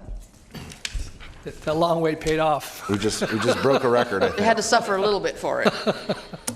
Item 66 is the Spangler-Williamson Act contract rescission and new contract and open space easement execution. Request to rescind an existing Williamson Act contract and simultaneously adopt a resolution and enter into a new Williamson Act contract and open space easement agreement to accommodate the conversion from rice production to managed marsh at Zero Power Inroad in the Natomas community. The environmental determination is exempt. Does anyone wish to hear a presentation? Have any questions? Just one question. Mr. Cerna? I think Mr. Antoli has a question. Oh, I'm sorry. Sorry. Just wait on time. Just question as relates to the construct we're using here, and I know it was covered in the briefing, but I think it's important for the record because it's pointed out in the staff report, and that is on whether or not this is precedent setting, or if we were to have another circumstance in the future, we would take them on a case-by-case basis, because this is a first, as I understand it, at least from some respects. Is that correct, Leanne? This approach, we do have a couple of examples in land in Natomas by the Natomas Basin Conservancy where open space is a compatible use inside of the Williamson Act contract. In this case, when we reviewed it and looked at this one this time, we thought it was more transparent to still use the Williamson Act, but do it as an open space easement type instrument. And we do think that we should be looking at these on a case-by-case basis. In this case, this one is already under Williamson Act. So yes. Okay, thanks. That's all I had. Okay, now Mr. Cerna? Yeah, if there's nothing further, I'd like to move the staff recommendation. Second. Please vote. Unanimous vote. Okay. Item 67, appointments from your own ranks to the California State Association of Counties Board of Directors and Urban Caucus. Okay, currently I'm the member, Mr. Cerna is the alternate. So moved. Second. Please vote. Unanimous vote. And item 68, the declaration of a vacant seat for the Sacramento County Mental Health Board. So we just need a motion and a So move. second. Please vote. Oh.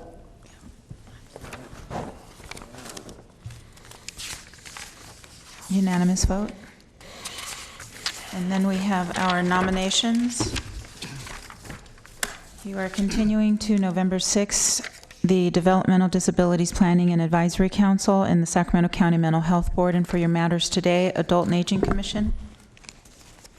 I'd like to nominate the Mayu Carlson and continue the remainder to December 4. Antelope Community Planning Advisory Council. I'd like to nominate Matthew Kearney.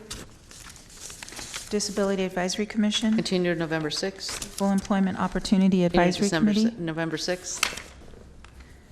Equal Employment Opportunity. Oh, you already answered. You were ahead of me. Yes, sorry. I'm sorry. In-Home Supportive Services Advisory Committee. Please nominate Russell Rawlings to replace S. Palmack Wizalord and continue the remainder to December 4th. I hope I got that close to. You're close. Right. North Highlands Foothill Farms Community Planning Advisory Continue Council. to November 6th. Continue to November 6th. Public Health Advisory Board. Nominate Jennifer Anderson to the Public Health Professional seat. Sacramento County Alcohol and Drug Advisory. Please continue to November 6th. Sacramento County Bicycle Advisory. Please continue October 30th and make sure the filing is closed. Okay. And the Veterans Advisory Commission. Continue Mr. Natoli. 2 more weeks, October 30th, and make sure it's closed. We'll have our nomination for you. Okay. That concludes your nominations. Okay, I have 2 off-agenda speakers. Ryan McClinton. Here's to the left. Mahmoud Zaria. Are you still here?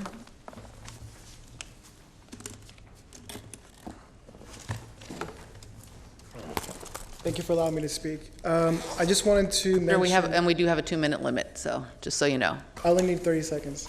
I just want to mention the Truth and Values Act. Many counties in California have already had an annual forum with their local sheriff or local law enforcement regarding their interactions with ICE. The sheriff has not done that yet. So I wanted to just put that for thought. We need one at least before January, or else they're not following the law. So there needs to be an annual forum.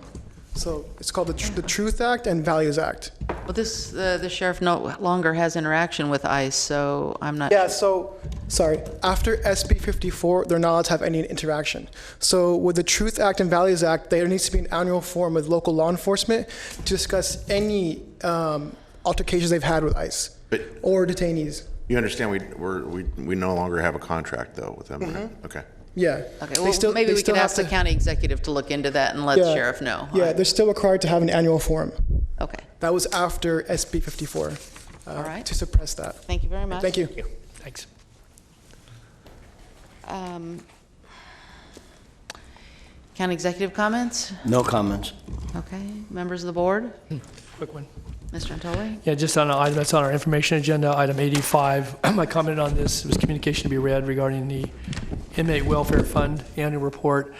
And the reason I wanted to call attention to it is that in light of some other developments that relate to in custody welfare and so forth, I think that, in the future budget preparation, certainly I don't know that you need direction, but we need to take a look at this source, particularly I think in light of some of the other pressures that come to bear to the county on this. And so it has a pretty healthy year-end balance. I see it's going to be spent down to some degree, but it seems to me this may be at least a source of funding, and I don't know what sort of cooperation requires on the party, but nonetheless, there's budgetary control, as I understand, so we need to take a look at this. So. We will. Okay, thanks. And we do, so. Okay. Okay. And anyone over here? No. I have a short comment request. I just want to say, in the tumultuous times we live in, I think it's more important than ever to respect each other personally and professionally. And on the professional side, getting it wrong creates issues for employers. In our case, Sacramento County. Many, if not most, California jurisdictions have a code of conduct, and I think Sacramento County should too. I'm asking that our CEO work with personnel towards that goal and bring it back to us by the end of the year, if possible. I know we're running late. Good idea. Okay. Okay. Thank you. Madam Chair, Yeah. if that's all, I do have an adjournment. Okay. And I suspect others may want to chime in on this one. Mm-hmm. And this has been very recent. Sunday night, probably read in the Sacramento Bee that Burnett Miller, former mayor of the city of Sacramento, and someone that's very well known in many circles in our community, especially as it relates to the arts and philanthropy, and certainly with regards to his family business that has been in Sacramento operating for well over a century.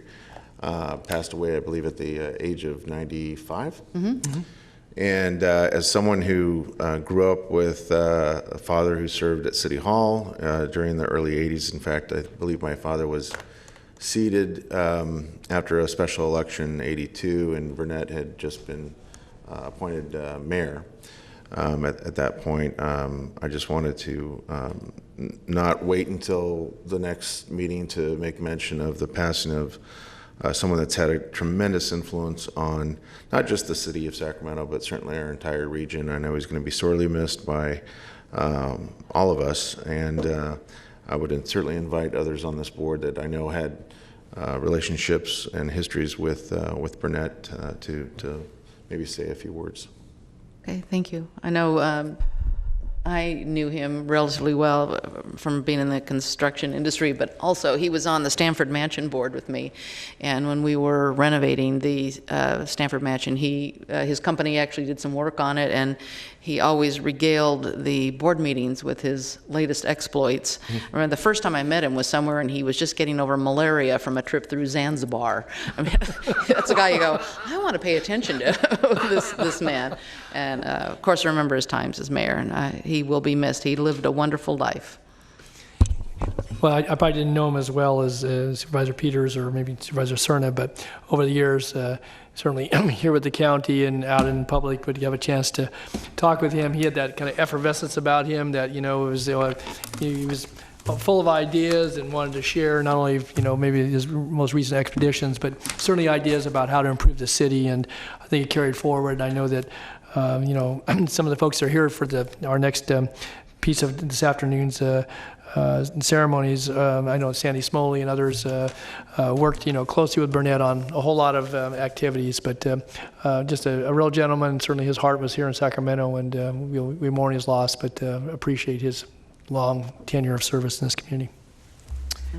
Patrick? Yeah, to me, I'll miss his sense of style as much as anything. Yes. And somewhere somewhere up there he's playing tennis, I'm sure, right now. So yeah. Well, thank you. And just I also have an adjournment, and it's been over a month, and I just haven't been able to get it here. And that's last month we lost a civic leader, author, businessman, California historian, and a noted photographer with the passing of Meade Kibbe. He was devoted to our area and served on the board of the California State Library Foundation, the Sacramento Pioneer Association, KVIE, Crocker Museum, Sacramento Historical Society, and many more. He had the distinction of being the longest standing member of his Rotary Club and a lifetime member of the Sutter Club, plus holding one of the oldest active professional engineering license in California, number 212, which Jimmy Yee would really appreciate that. Yeah, probably. He attended Berkeley and served in the Navy in the Second World War. His ship swept the English Channel in preparation for the D-Day invasion and snagged a German mine, and he sunk off Cherbourg, France. He rescued 2 injured crewmen despite suffering a broken and dislocated shoulder, earning the prestigious Navy and Marine Corps Medal and the French Legion of Honor Medal. He then went into the lumber business. He was there for 40 years, and during his lifetime, he demonstrated a passion for photography, ancient Egypt, antiquarian books, railroads, and California gold rush history. He taught himself hieroglyphics and carved enormous granite statues with hand tools similar to the Egyptians. He grew up on a sheep ranch on a bluff in Carmichael and was there to see what it became today. So he really did contribute to our area's success and will be missed by his family, wife of 68 years, Nancy, and he had an amazing story. And I thought we should also adjourn in memory of Meade Kibbe and Burnett Miller. So with that, we are adjourned. And we'll step outside for a few moments here.